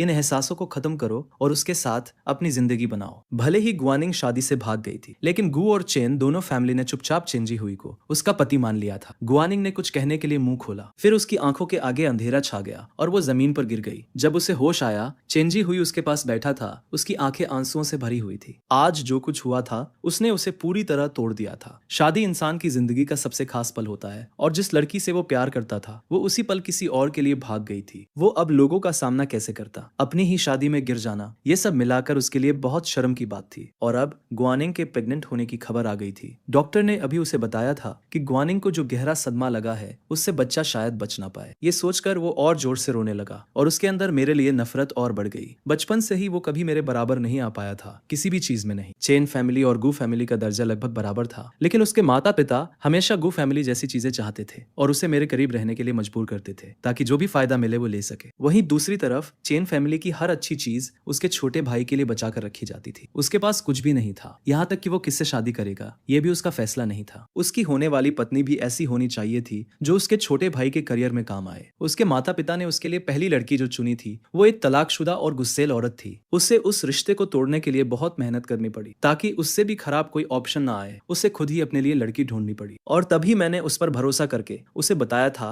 कि मुझे गुआनिंग के लिए फीलिंग्स है। उसे पता था कि मैं सिर्फ गू फैमिली का एडॉप्टेड बेटा हूँ, लेकिन बाहर वालों के लिए मेरे ये एहसास गलत लगते, इसलिए वो सीधे गुआनिंग के पास गया और उसे सब कुछ बता दिया। उसका इरादा सिर्फ मेरा सपना तोड़ना था, लेकिन उसने ये नहीं सोचा था कि गुआनिंग उससे कहेगी कि वो मेरे एहसासों को खत्म करने के लिए उसके साथ मिलकर एक एक्ट करे। उसने इस मौके को तुरंत पकड़ लिया। आखिर गुआनिंग उससे कहीं ज्यादा बेहतर थी जितना उसके माता पिता उसके लिए सोच रहे थे। तो उसने उसके सामने रोना शुरू किया, अपना रोल निभाया और ये दिखाया कि वो सिर्फ उसकी परवाह करता है। और गुआनिंग धीरे धीरे उसके जाल में फंसती चली गई और आखिर में दोनों की शादी हो गई। लेकिन उसी शादी से गुआनिंग मेरे लिए भाग गई। ये उसके लिए सहन करना मुश्किल था। उसके माता पिता उस पर चिल्ला रहे थे कि वो उसे संभाल नहीं पाया, लेकिन गू फैमिली के सामने वो खुद को बेचारगी में दिखाता रहा ताकि उनकी गिल्ट उसके काम आए। पहले गुआनिंग उसे गले लगाकर शांत कर देती, लेकिन अब वो बस छत को घूरते हुए चुप पड़ी थी। ये देखकर चेंजी हुई के अंदर की नाराजगी और बढ़ गई। उसे पता था कि वो दोनों साथ इसलिए आए थे क्योंकि गुआनिंग मुझे दूर करने के लिए उसका इस्तेमाल करना चाहती थी, लेकिन उसने उसे सब कुछ दिया था। फिर भी वो मेरे बारे में सोच रही थी। वानिंग चेंजाही ने बेबस होकर उसे पुकारा। गुआनिंग ने उसे ठंडी नजरों से देखा। उसका चेहरा सफेद पड़ गया था और वो कुछ कहने ही वाली थी। उसकी नजर अपने पेट पर गई। डॉक्टर ने अभी बताया था कि वो 1 महीने की प्रेग्नेंट है, लेकिन वो हमेशा सावधान रहती थी। हर बार सिवाय उस रात के जब खाई वाले हादसे के बाद वो चेंजी को शांत करने में लगी थी। बस उसी एक बार। अगर लिन चेन अभी यहाँ होता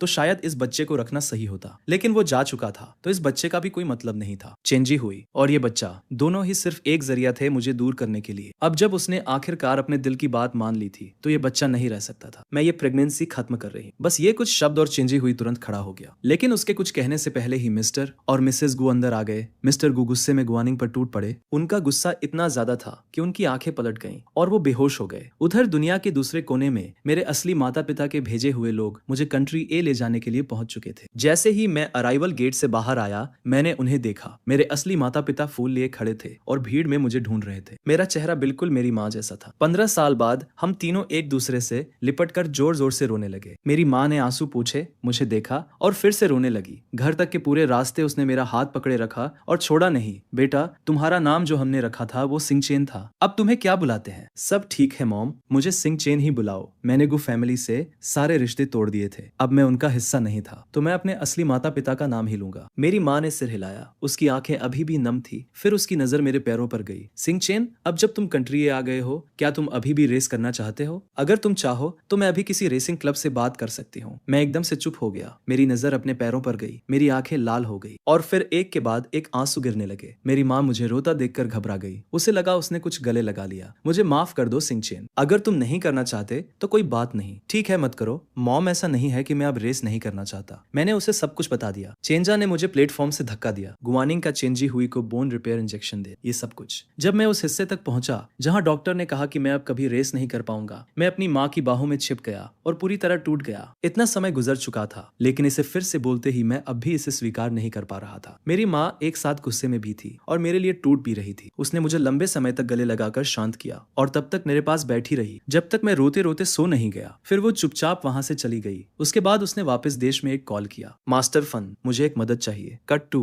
गुआनिंग की प्रेगनेंसी कंफर्म होने के बाद से ही चेंजाही गु हाउस में रह रहा था। वो उसकी हर छोटी बड़ी जरूरत का ध्यान रख रहा था। जो भी वो मांगती उसे तुरंत दे देता। उसके दिन के तीनों खाने में एक भी डिश दोहराई नहीं जाती थी। गु फैमिली और चेंजी हुई की देखभाल में गुआनिंग का चेहरा धीरे धीरे फिर से भरने लगा। बस एक दिक्कत थी, चेंजी खुद। उनकी शादी की रस्म हो चुकी थी, लेकिन उन्होंने उसे रजिस्टर नहीं कराया था। कानून की नजर में वो पति पत्नी नहीं थे। आज मिसेस गु का बर्थडे था। चाहे गुआनिंग का मन बिल्कुल भी ना हो, उसे घर आना ही पड़ा। लेकिन जब वो पहुंची वहां कोई जश्न नहीं था। उसकी जगह भीड़ लगी हुई थी। लोग इशारे कर रहे थे। उसका दिल घबराहट से कस गया। वो भीड़ को चीरते हुए घर के अंदर गई। मिसेस गु दरवाजे पर खड़ी थी और पुलिस को चेंजा को ले जाने से रोकने की कोशिश कर रही। उसने पास खड़े किसी से पूछा कि क्या हो रहा है और उसे पता चला कि मुझे प्लेटफॉर्म से गिरना कोई हादसा नहीं था। चेंजाही ने मुझे जानबूझकर धक्का दिया था। हर बार ट्रेनिंग के दौरान मैं अपनी प्रैक्टिस रिकॉर्ड करता था ताकि बाद में देख सकूं। उस दिन भी चेंजी हुई से भिड़न से पहले मैं कैमरा बंद करने वाला था, लेकिन उसने मुझे उससे पहले धक्का दे दिया और कैमरे में सब रिकॉर्ड हो गया। फुटेज के बिना भी कई लोगों ने अपनी आंखों से ये सब देखा था। मेरे दोस्त तुरंत पुलिस के पास जाना चाहते थे, लेकिन गुआनिंग की पोजीशन की वजह से टीम के लीडर्स ने उन्हें रोक दिया और किसी को रिपोर्ट करने की इजाजत नहीं दी जब तक कि आज कंट्री ए से आई एक कॉल ने सब कुछ फिर से सामने नहीं ला दिया। सच एक बार फिर उजागर हो गया। उसी समय ये भी सामने आ गया कि गुआनिंग ने बोन रिपेयर इंजेक्शन चेंजाही को दे दिया था। इन सब खुलासों ने गो फैमिली की बची खुची इज्जत भी खत्म कर दी। लीड ऑफिसर का सिर दर्द से फटा जा रहा था। तभी भीड़ के पीछे से एक कार का हॉर्न बजा। सब लोग मुड़कर देखने लगे। एक सख्त चेहरे वाला मिडिल एज आदमी कार से उतरा। वो सीधे गुआनिंग के पास गया। उसने एक स्पेशल वारंट दिखाया। गुआनिंग, तुम पर जानबूझकर किसी को नुकसान पहुंचाने का शक है, हमारे साथ चलो। उसने उसके जवाब का इंतजार भी नहीं किया और पीछे खड़े ऑफिसर्स को इशारा किया। वो तुरंत आगे बढ़े और उसे पकड़कर गाड़ी में बैठा दिया। मिसेस गु चिल्लाई और उसे रोकने के लिए दौड़ी। मिस्टर गु होश में आए और अपनी पत्नी को पकड़कर रोक लिया। उस आदमी की रैंक उनसे बहुत ऊपर थी। गु फैमिली कुछ नहीं कर सकती थी। उधर पुलिस ने भी देरी नहीं की। उन्होंने चेंजी को पकड़ा और पुलिस कार में डाल दिया। भीड़ धीरे धीरे छंट गई और पीछे बस बर्बादी बची रही। मिसेस गु के पैर जवाब दे गए और वो जमीन पर गिर गई। मिस्टर गु ने तुरंत उन्हें संभाला। उनकी आंखों के आगे अंधेरा छा गया और वो बेहोश हो गई। एक अंधेरे पूछताछ वाले कमरे में वो मिडिल एज आदमी गुआनिंग के सामने बैठा था। उसके हाथ में एक कागज था और वो एक एक करके उसके सारे गुनाह पढ़ रहा था। हर आरोप के साथ गुआनिंग के अंदर एक अजीब सा एहसास बढ़ता जा रहा था, क्योंकि वो हर चीज उसने मेरे साथ की थी। उसने कभी मिसेस गू से मेरे असली माता पिता के बारे में पूछा था और उन्होंने डर के साथ बात टाल दी थी। जब उस आदमी ने बोन रिपेयर इंजेक्शन की बात की और बताया कि इससे एम्बेसडर शिया के बेटे का करियर खत्म हो गया, तब उसे पूरी तरह समझ आ गया। एम्बेसडर शिया का बेटा मैं ही था। वो तुरंत खड़ी हो गई, सच जानने के लिए बेताब, लेकिन पीछे खड़े ऑफिसर्स ने उसे फिर से बैठा दिया। उस आदमी ने ठंडी नजर से उसे देखा और उसकी सजा सुनाई। उधर चेंजी हुई की हालत और भी खराब थी। जांच में पता चला कि उसने पहले भी कई लोगों को जानबूझकर नुकसान पहुंचाया था, सिर्फ मेरे साथ ही नहीं और भी लोगों के साथ। चेन फैमिली के पास उसे बचाने की ताकत थी, लेकिन इतने सारे केस और गलत इंसान से पंगा लेने की वजह से उन्होंने उसे पूरी तरह छोड़ दिया। आखिर में चेन फैमिली ने पीड़ितों को बड़ी रकम देकर मामला निपटाया। चेन फैमिली गुस्से से पागल हो गई थी। उन्होंने सारा गुस्सा चेंजी हुई पर उतार दिया। उन्होंने उससे सारे रिश्ते तोड़ दिया। आखिर में गू फैमिली ने उसे वापस अपने घर में रख लिया। मिसेस गू पहले सच में उसे पसंद करती थी। उन्हें लगता था वो शांत और अच्छा लड़का है। वो ही उनकी चुप रहने वाली बेटी के चेहरे पर मुस्कान ला पाता था। जब भी वो घर आता था,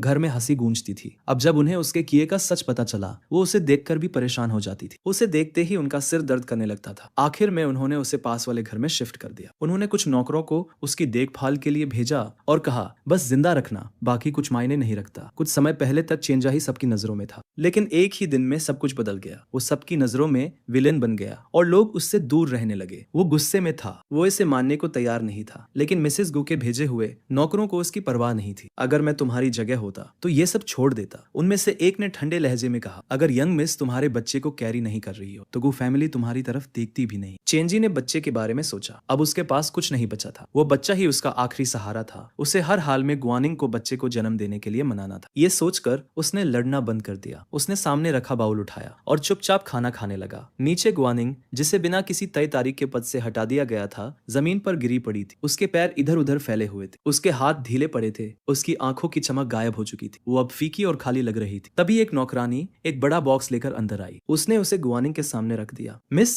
ये रिसाइकलिंग सेंटर से वापस आया है। उन्होंने कहा कि यंग मास्टर ने इसे फेंक दिया था। चीजें बहुत कीमती थी, इसलिए उन्होंने इसे फेंका नहीं और सब वापस भेज दिया। यंग मास्टर ने फेंक दिया था। ये सुनते ही गुआनिंग की आंखों की सुस्ती तुरंत गायब हो गई। मेरे जाने के बाद मेरे कमरे की हर चीज हटा दी गई थी, यहाँ तक कि हमारी फैमिली फोटो भी। उसने पूरे घर में ढूंढा था, लेकिन उसे मेरा कोई निशान नहीं मिला था। गुआनिंग ने बॉक्स को अपनी तरफ खींच लिया। उसके हाथ कांप रहे थे। वो बहुत समय से ठीक से हिली भी नहीं थी। बॉक्स फट गया और अंदर की सारी चीजें जमीन पर बिखर गईं। जैसे ही उसने देखा अंदर क्या है, उसकी आंखें चौड़ी हो गईं। हर एक चीज वो गिफ्ट थी जो उसने मुझे दी थी। वो छोटा भालू उसने मुझे गू हाउस में आने के पहले दिन वेलकम गिफ्ट के रूप में दिया था। तब मैं इतना डरा हुआ था कि कई रातों तक सो नहीं पाता था। तो गुआनिंग चुपके से मेरे कमरे में आती, उस भालू को उठाती। उसने कहा था कि वो भालू उसका हिस्सा है और उसकी जगह मुझे प्रोटेक्ट करेगा। उसके पास ही एक लेदर शूज की जोड़ी थी जो उसने मुझे मेरे पहले बर्थडे पर दी थी। उसने उसे खास तौर पर विदेश से बनवाया था। बाकी बॉक्स में हर साल के बर्थडे गिफ्ट थे। हर साल मेरे बर्थडे की रात 12 बजे, जैसे ही घड़ी 12 बजाती, वो गिफ्ट मेरे दरवाजे के बाहर रख देती थी। एक भी साल उसने मिस नहीं किया। जब तक मैं 18 साल का नहीं हुआ और उसने मेरी डायरी नहीं पढ़ ली, उसके बाद एक भी गिफ्ट कभी नहीं आया। गुआनिंग एक एक चीज उठाकर देखने लगी और उसकी आंखों में दर्द बढ़ता गया। हर गिफ्ट को बहुत संभाल कर रखा गया। अगर किनारों पर हल्का सा पीला रंग ना होता तो कोई भी उन्हें बिल्कुल नया समझता। उसके हाथ कांप रहे थे जब वो एक एक करके उन पर अपनी उंगलियां फेर रही थी। फिर अचानक उसकी नजर किसी चीज पर अटक गई। उसने ढेर के नीचे हाथ डाला और एक डायरी बाहर निकाली। वो पूरी की पूरी टेप की पट्टियों से ढकी हुई थी। उसे तुरंत समझ आ गया कि ये वही डायरी है जिसे उसने खुद फाड़ दिया था। उस वक्त जो लड़का हमेशा उसे सिस कहता था, उसने अचानक उसका पूरा नाम लेना शुरू कर दिया था। उसने सोचा था कि बस वो बड़ा हो रहा है और अपने अलग विचार बना रहा है, इसलिए उसने ज्यादा ध्यान नहीं दिया। लेकिन जब चेंजे ओही ने उसे अलग ले जाकर वो सब बताया जो मैंने उससे शेयर किया था, तब उसे सब समझ आया। मैं बहुत लंबे समय से उससे प्यार करता था। शुरू में वो शौक हो गई थी, फिर उसके अंदर डर आ गया। मैंने अपने सबसे पर्सनल फीलिंग्स चेंजी हुई को बता दिए थे और वो कभी भी कोई सीक्रेट नहीं रख पाता था। अगर ये बात बाहर निकल जाती तो सिर्फ हमारे बीच ही सब कुछ खत्म नहीं होता, पूरे गू परिवार पर इसका बहुत बड़ा असर पड़ता। इसलिए इससे पहले कि ये बात पूरी तरह बाहर आए, उसने इसे जड़ से खत्म करने का फैसला कर लिया। उसे खुद भी नहीं पता था कि वो कब मेरे कमरे में पहुंच गई या कैसे वो डायरी उसके हाथों में टुकड़ों में बदल गई। जब उसे होश आया, उसने मेरा चेहरा देखा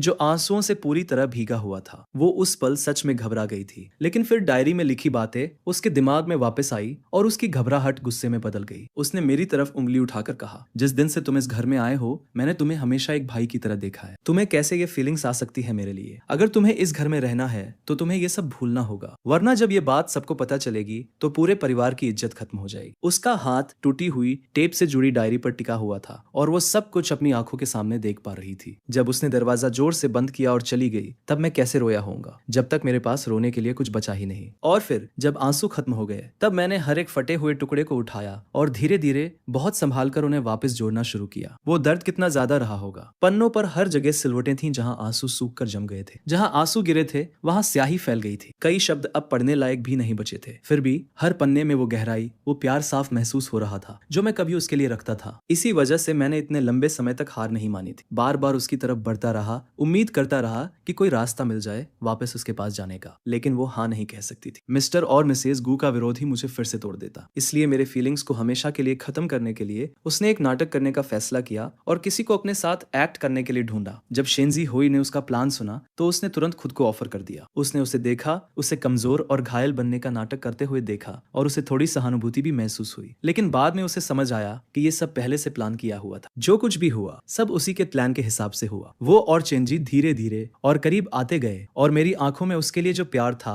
वो धीरे धीरे खत्म होता गया। पहली बार जब वो चेंजी के लिए पूरी रात बाहर रही, जिस दिन उसने उसका हाथ पकड़कर उनकी एंगेजमेंट अनाउंस की और फिर शादी, मेरी आंखों में बचा हुआ आखिरी प्यार भी पूरी तरह खत्म हो गया और उसकी जगह सिर्फ ठंडापन और दूरी रह गई। बस यही बचा था जब मेरा दिल उसे पूरी तरह छोड़ चुका था। उसे उस वक्त बहुत राहत महसूस हुई थी। आखिरकार मैंने उसे छोड़ दिया था और अब उसे अपने खुद के फीलिंग्स का एहसास हुआ। लेकिन ये प्यार बहुत देर से आया था और अब ये सिर्फ दर्द था। कमरे के हर कोने में गम फैल गया था। उसने डायरी को कसकर पकड़ लिया और तब तक रोती रही जब तक उसके पास रोने के लिए कुछ बचा ही नहीं। Cut to जिंकिंग airport. 6 महीने बाद मैंने फिर से इस जमीन पर कदम रखा। जब मैं कंट्री ए गया था तब मुझे पूरा यकीन था कि मैं कभी वापस नहीं आऊंगा। फिर भी सिर्फ आधे साल बाद मैं यहाँ खड़ा था। इस बार मैं अपनी माँ की जगह आया था, उनके मेंटर के बर्थडे बैंक्वेट में शामिल होने के लिए। काम की वजह से वो खुद नहीं आ सकती थी, इसलिए उन्होंने मुझे भेजा था ताकि मैं सुरक्षित रहूं। उन्होंने मेरे कजिन शिया जाचांग को भी मेरे साथ भेजा था। सिर्फ आधा साल दूर रहने के बाद भी यहाँ खड़े होकर ऐसा लग रहा था जैसे पूरी जिंदगी बीत गई हो। मेरे पास खड़ा शिया हर चीज को देखकर हैरान हो रहा था। वो कंट्री ए में ही बड़ा हुआ था और ये उसकी यहाँ पहली बार एंट्री थी। हमारे निकलने से पहले मेरी माँ ने अपने एक पुराने दोस्त को कॉल किया था और उनसे कहा था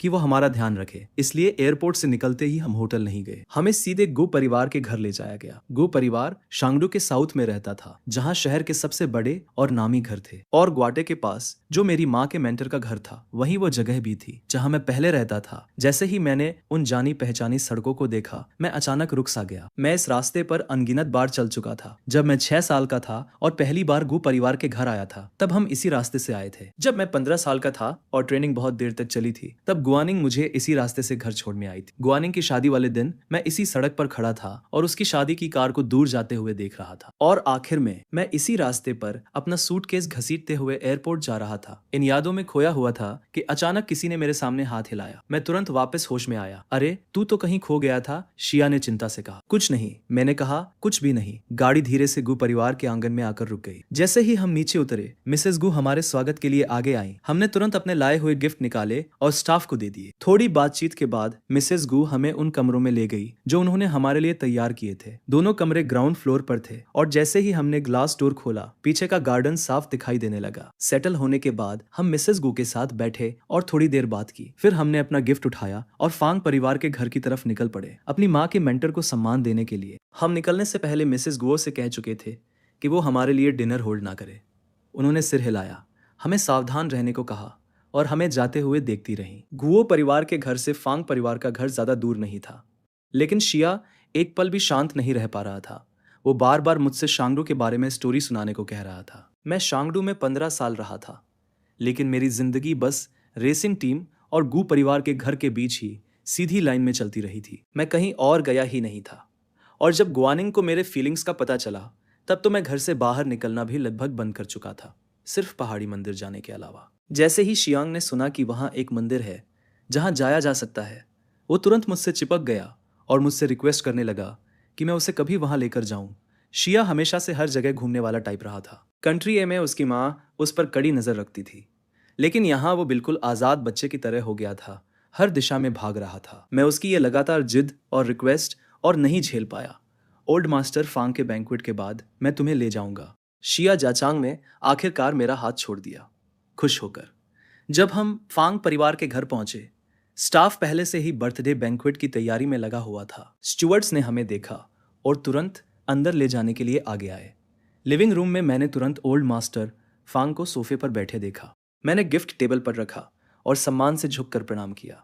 ग्रैंड मास्टर फांग, मेरे माता पिता की तरफ से हम आपको आसमान जितनी बड़ी और सूरज जितनी लंबी उम्र की शुभकामनाएं देते हैं। मैं और जियांग आपको 1000 साल पुराने पेड़ जैसी ताकत की कामना करते हैं जो हर मौसम में मजबूती से खड़ा रहता है।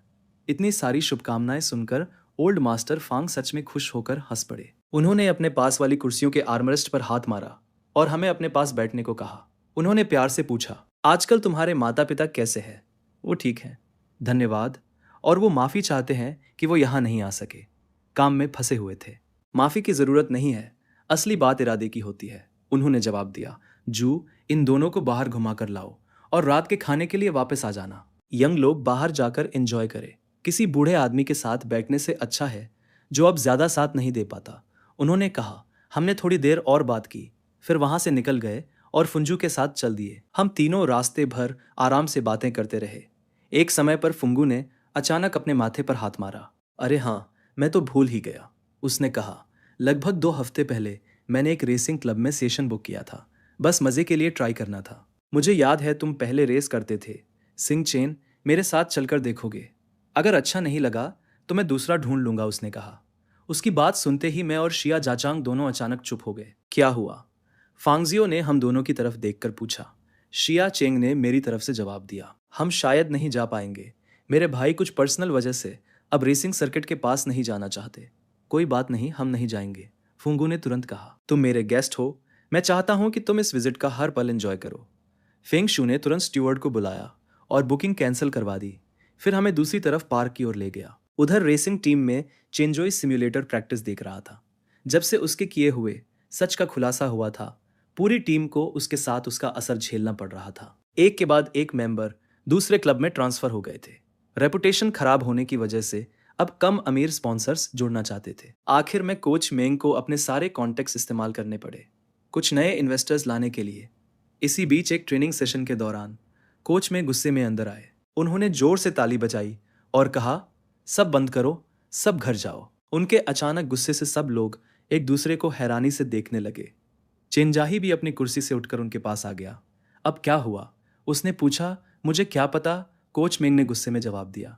अभी कोई फांग परिवार से आया था और कहा कि वो नहीं आएंगे और अपना इन्वेस्टमेंट वापस ले रहे हैं। ये सुनते ही माहौल एकदम भड़क गया।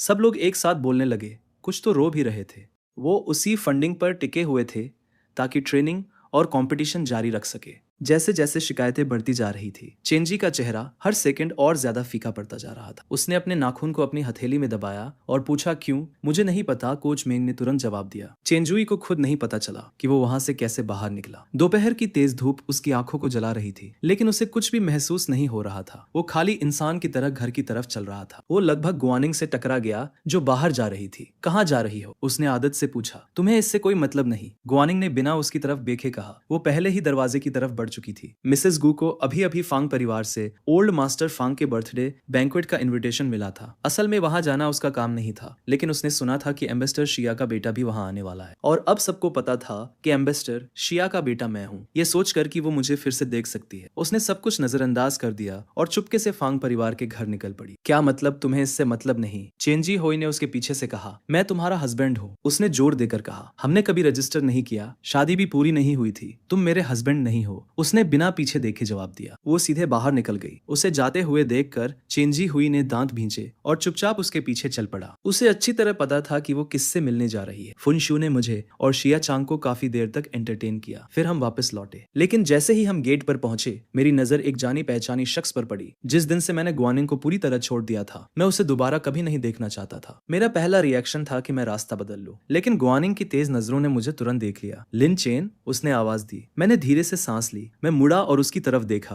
मेरा चेहरा बिल्कुल खाली था। गुआनिंग का पहला रिएक्शन था मेरी तरफ हाथ बढ़ाना, लेकिन मेरे सामने खड़े 2 आदमियों ने उसे वहीं रोक दिया। पहले गुआनिंग बिना सोचे समझे उन्हें रास्ते से हटने को कह देती, लेकिन अब उसकी हैसियत वैसी नहीं रही थी और उनमें से एक ओल्ड मास्टर फुन का खुद का पोता था। वो उससे टकराने की हिम्मत नहीं कर सकती थी। तुम्हें मेरे भाई से क्या चाहिए? शिया चांग ने पूछा। वो पहले ही गुआनिंग के मेरे साथ किए हुए सब कुछ के बारे में काफी सुन चुका था। हमारे वापस आने से पहले मेरी माँ ने उसे बार बार गु परिवार से सावधान रहने को कहा था, खासकर गुआनिंग और चेंजे हुई से। उसका सवाल सुनकर गुआनिंग एक पल के लिए चुप हो गई। उसने मुंह खोला, लेकिन क्या कहती कि मुझे छोड़ने के बाद उसे अपने फीलिंग्स का एहसास हुआ और अब वो मुझे वापस चाहती है। जहां तक चेंजोई की बात है, वो उससे छुटकारा पा सकती थी। उन्होंने कभी शादी रजिस्टर ही नहीं की थी। उसने हल्का सा निगला और उन दोनों के पार मुझे देखने लगी। सिर्फ आधा साल हुआ था जब हम आखिरी बार मिले थे, लेकिन अब मैं पहले से बेहतर दिख रहा था जितना मैं कभी गू परिवार में था। मेरी आंखों में जो पहले हमेशा हल्का सा अंधेरा रहता था, अब वहां रोशनी थी। लीन चेन, मुझे पता है मैं गलत थी, उसने कहा। मुझे तुम्हारे साथ वैसा कभी नहीं करना चाहिए था। मैं खुद को बार बार समझाती रही कि मुझे तुम्हारे लिए कोई फीलिंग्स नहीं है, लेकिन तुम्हारे जाने के बाद मुझे सब समझ आया। तुम ही वो इंसान हो जिससे मैं सच में प्यार करती हूँ। चेंजा हुई तो बस एक टूल था जिसे मैंने तुम्हें दूर करने के लिए इस्तेमाल किया। तो प्लीज क्या तुम मुझे एक और मौका दोगे? वो ऐसे बोल रही थी जैसे कोई पत्नी जिसने सालों तक अपने पति को दुख दिया हो और अब माफी मांग रही हो। लेकिन मैं उसका ऐसा कोई हस्बैंड नहीं था। मैंने उसकी हर बात सुनी, लेकिन मुझे सिर्फ कड़वा ताना सा महसूस हुआ। लेकिन तुमने तो कहा था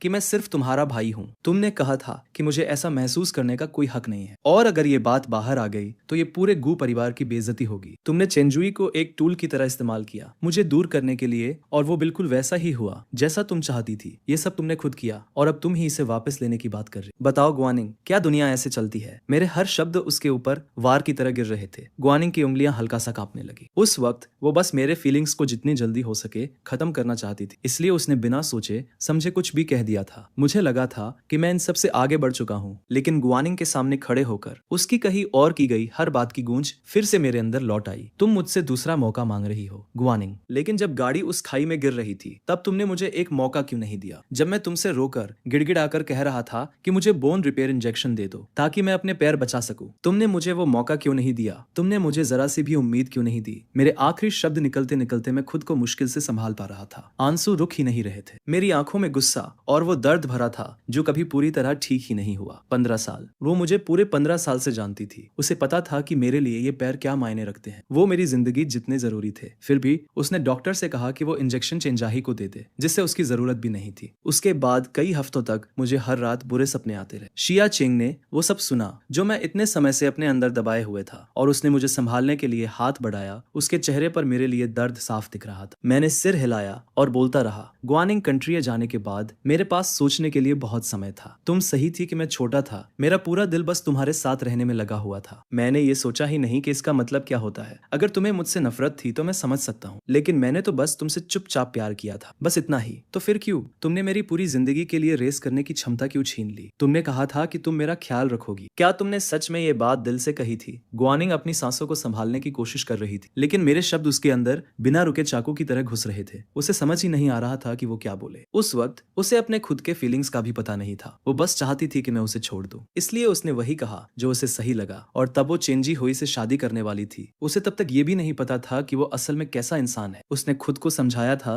कि अगर मैं घर के बाहर काम नहीं कर पाऊंगा तब भी उसके पास इतना है कि वो मुझे संभाल सके, और चेंजी को भी इससे कोई फर्क नहीं पड़ेगा। लेकिन अब सब बदल चुका था। अब वो ये सब कह नहीं पा रही थी। मैंने उसकी तरफ से नजर हटाकर पीछे देखा। कोई उसके पीछे छुपने की कोशिश कर रहा था। वो वही था जिसने असल में मेरे पैरों के साथ जो हुआ उसका जिम्मेदार था। मैं हल्का सा ठंडा मुस्कुराया। वहां पीछे क्या छुप रहे हो? मैंने आवाज लगाई। गुआनिंग तुरंत पलटी और उसका चेहरा एकदम सख्त हो गया। चेंजी हुई उसके पीछे आ चुका था। घर जाओ, उसने कहा। चेंजी हुई पहले से ही गुस्से में था, और जो कुछ भी उसने सुना था उससे और भड़क गया था। अब उस पर चिल्लाया भी गया तो उसने पूरी एक्टिंग छोड़ दी और आगे बढ़ा। उसने गुआनिंग का हाथ पकड़ने की कोशिश की, लेकिन उसने उसे छूने से पहले ही अपना हाथ खींच लिया। फिर उसने मेरी तरफ देखा। उसका जबड़ा कस गया था। उसने मुझे ऊपर से नीचे तक देखा और उसकी नजर मेरे पैरों पर आकर रुक गई। तुम जानते हो, उसने लगभग आराम से कहा, हमारा क्लब फांग परिवार का इन्वेस्टमेंट पाने के बहुत करीब था। सब लोग बहुत मेहनत कर रहे थे। फिर कोच मेंग आया और कहा कि वो डील कैंसिल हो गई, और पता चला कि ये सब इसलिए हुआ क्योंकि तुम अब रेस नहीं कर सकते। तुम क्लब को अच्छा करते हुए नहीं देख सकते, इसलिए तुमने फांग परिवार से इन्वेस्टमेंट हटवा दिया। लिन चैन, तुम अब भी पहले जैसे ही स्वार्थी हो। अपना मुंह बंद करो, फुनु ने ठंडे स्वर में कहा। गू परिवार ने तुम्हें पाला है, और तुम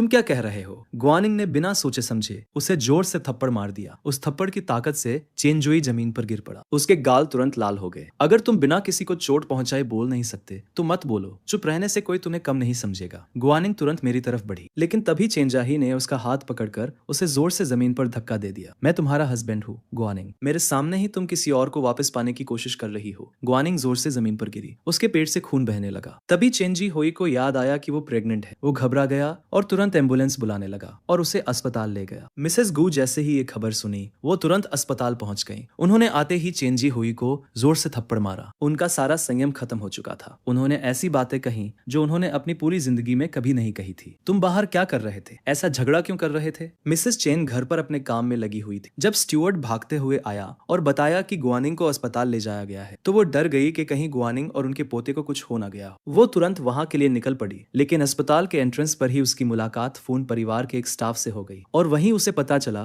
कि चेन हुई ने कितनी बड़ी बेवकूफी कर दी थी। मैं अब गू परिवार का अडॉप्टेड बेटा नहीं था, मैं एक एम्बेसडर का बेटा था। गू परिवार की हैसियत गिर चुकी थी। वो किसी को नाराज करने की हालत में नहीं थे। और जब चेंजुई ने वो सब कहा था तब ओल्ड मास्टर फून का खुद का पोता वहीं खड़ा था। जो आदमी पिछली बार गुआनिंग को लेने आया था वो फंग शू का अंकल था। जैसे ही उसने कंफर्म किया कि मुझे कोई चोट नहीं आई है, मिसेस गू ने हाथ उठाया और गुआनिंग को भी एक जोरदार थप्पड़ मार दिया। तुम्हें पता है अभी तुम्हारी क्या हैसियत है? तुम्हें पता है लिन चेन कौन है? और फिर भी तुम उसने उलझने चली गई। उसके साथ इतना सब करने के बाद भी। गुआनिंग, क्या तुम्हें सच में लगता है कि वो तुम्हें माफ कर देगा? मॉम, मुझे पता है मैं क्या कर रही हूँ। तुम मुझे मार डालोगी। अपनी बेटी की बात सुनकर भी मिसेस गू को कोई राहत नहीं मिली, बल्कि उन्होंने अपना हाथ और कसकर अपने सीने पर रख लिया। बिना कुछ और बोले वो मुड़ी और गुस्से में वहां से चली गई। उन फीलिंग्स को छोड़ दो जिनकी यहाँ कोई जगह नहीं है। बच्चा चला गया है और अब गुआनिंग के लिए कोई अगला मौका नहीं होगा। प्रेगनेंसी खत्म हो जाना उसके लिए एक तरह से राहत बन गया। अब वो आजाद थी, कोई बंधन नहीं, कोई जिम्मेदारी नहीं जो उसे रोक सके। अब वो पूरी तरह से मेरे पीछे आ सकती थी। चेन जी, जो उसका चेहरा देख रहा था, उसके दांत आपस में भींच गए। ओल्ड मास्टर फुन के बर्थडे बैंक्वेट वाले दिन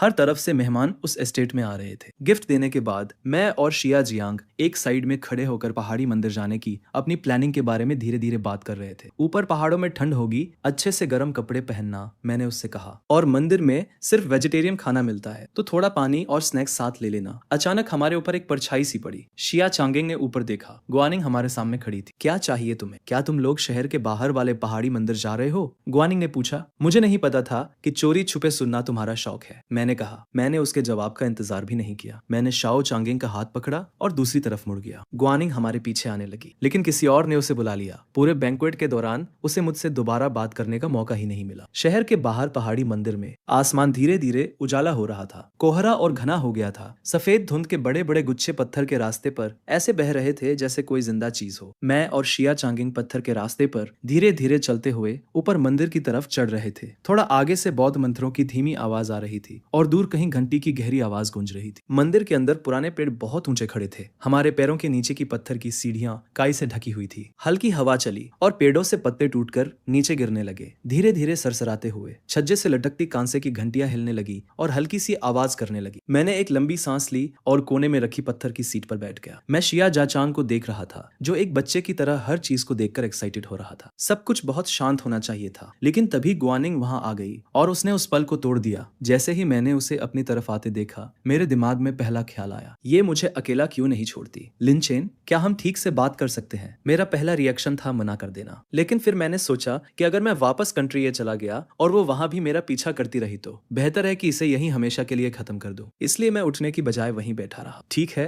क्या बात करनी है? गुआनिंग की आंखों में थोड़ी राहत दिखी। वो मेरे पास बैठने के लिए आगे बढ़ी, लेकिन मैं खड़ा हो गया और वहां से दूर चला गया। मैं एक बड़े विशिंग ट्री के नीचे जाकर रुका और उसकी तरफ मुड़कर खड़ा हो गया। जैसे ही वो मेरे पास पहुंची, मेरे पास ज्यादा समय नहीं है, जो कहना है जल्दी कहो। गुआनिंग ने गहरी सांस ली और सब कुछ एक साथ कह दिया। जो कुछ वो 6 महीने से अपने अंदर दबाकर रखी हुई थी, सब बाहर निकाल दिया। उसने कहा कि उसे कभी भी सच में चेंजाही के लिए कोई फीलिंग्स नहीं थी। उसके साथ रहना, ये सब दिखावा करना, ये सब सिर्फ इसलिए था ताकि मैं उसे छोड़ दूं। उसने कहा कि उसे ये नहीं पता था कि चेंजाही ने मुझे किस तरह चोट पहुंचाई थी, इसीलिए उस वक्त उसने जो फैसला लिया वो ले लिया। आखिर उस समय वो उसका फियांसे था। उसने कहा कि उन्होंने सिर्फ सेरेमनी की थी, कभी शादी रजिस्टर नहीं की। प्रेगनेंसी एक एक्सीडेंट थी। मिसेस गू चाहती थी कि वो बच्चा रखे। अब जब उसका मिसकैरेज हो गया है, वो चेंजी को दूर भेज रही है। इन सब बातों का मतलब बस एक ही था, वो चाहती थी कि मैं वापस आ जाऊं और सब कुछ पहले जैसा हो जाए। मैंने उसकी तरफ देखा, सच में ध्यान से देखा। काफी समय बाद पहली बार वो पहले जैसे ही लग रही थी, लेकिन फिर भी वो मुझे एक अजनबी जैसी महसूस हो रही थी। गुआनिंग, मैंने कहा,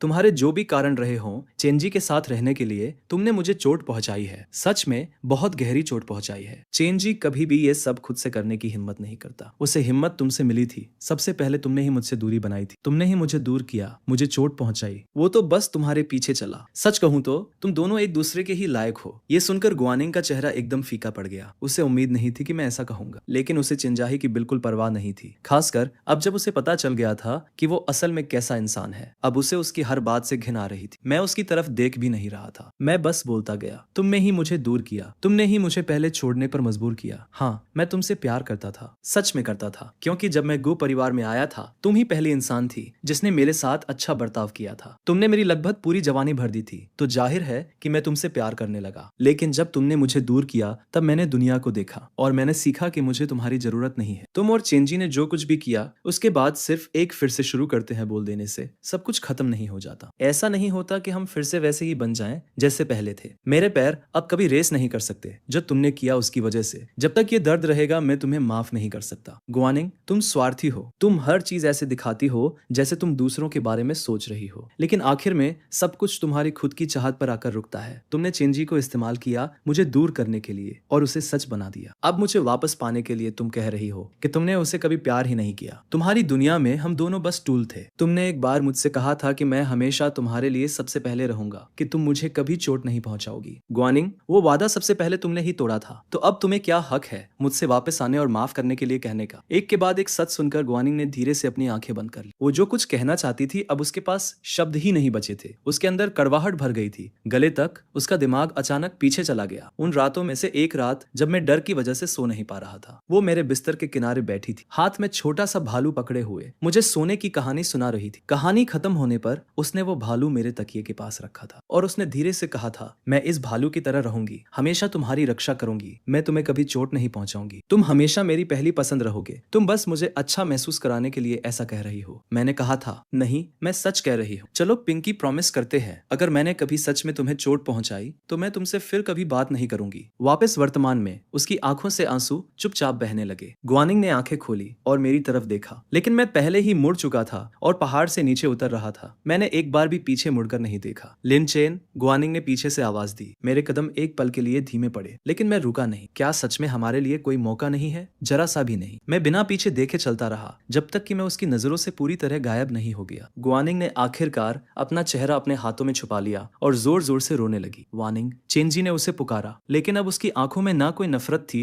ना कोई जिद, सिर्फ गहरा थका हुआ दर्द था। उसने सालों तक प्लान बनाकर हर गंदी चीज करके खुद को गुआनिंग तक पहुंचाया था, और ऐसा करते करते उसने उस एक इंसान को खो दिया जो सच में उसकी परवाह करता था। जब वो आखिरकार वो गोल्डन सन इन लॉ बन गया था जिससे सब जलते थे, उससे आखिरकार समझ आया कि जिस औरत को वो समझता था कि वो उससे प्यार करता है उसके दिल में हमेशा से कोई और था। उसकी आंखों में उलझन और बेबसी साफ दिख रही थी, खासकर अभी जब उसने हमारी सारी बातें सुन ली थी। अब उसे साफ समझ आ गया था कि गुआनिंग किसी से प्यार नहीं करती थी, वो सिर्फ खुद की परवाह करती थी, और जो कुछ भी उसने पिछले 4 सालों में उसके लिए किया था वो सब राख बनकर उड़ गया। उसे पता था कि अगर उसमें जरा भी समझ होती तो वो अभी इसी वक्त गुआनिंग और गु परिवार से दूर चला जाता, लेकिन चेन परिवार ने उसे पहले ही छोड़ दिया था। मिस्टर और मिसेस गु भी उससे कोई लेना देना नहीं रखना चाहते थे। अब उसके पास बस एक ही रास्ता था कि वो उसके सामने खड़ी उस औरत को पकड़े रखे। उसने अपना सारा दर्द निगल लिया और गुआनिंग की तरफ बेबस नजरों से देखा। उसने हाथ बढ़ाकर उसका हाथ पकड़ने की कोशिश की। वानिंग, तुम्हारे पास अभी भी मैं हूँ, क्या हम बस साथ में नई जिंदगी शुरू नहीं कर सकते? लेकिन गुआनिंग ने वही किया जो मैंने किया था। उसने उसे देखा तक नहीं और सीधे वहां से चली गई। उसके अंदर बची हुई आखिरी उम्मीद भी उसी पल टूट गई। उसे समझ आ गया कि अब सब खत्म हो चुका है। मैं एयरपोर्ट पर खड़ा इंतजार कर रहा था। कुछ देर बाद शिया भागते हुए मेरे पास आया। तू कहाँ था? इतनी देर क्यों लगाई? मैं अभी अस्पताल से आ रहा हूँ। तुझे यकीन नहीं होगा। क्या हुआ? मैंने पूछा। चेंजी हुई प्यार गुस्से में बदल गया। उसने गुआनिंग को पहाड़ी रास्ते से नीचे धक्का दे दिया। उसकी कई हड्डियां टूट गई। जब तक मदद पहुंची बहुत देर हो चुकी थी। उसके दोनों पैर काटने पड़े और चेंजी जब उसने उसे धक्का दिया तो खुद भी संतुलन खो बैठा और गिर गया। उसके भी दोनों पैर चले गए। मिसेस गु ये सुनते ही वहीं बेहोश हो गई। मिस्टर गु ने स्टुअर्ट से कह दिया कि जैसे ही वो दोनों अस्पताल से डिस्चार्ज हो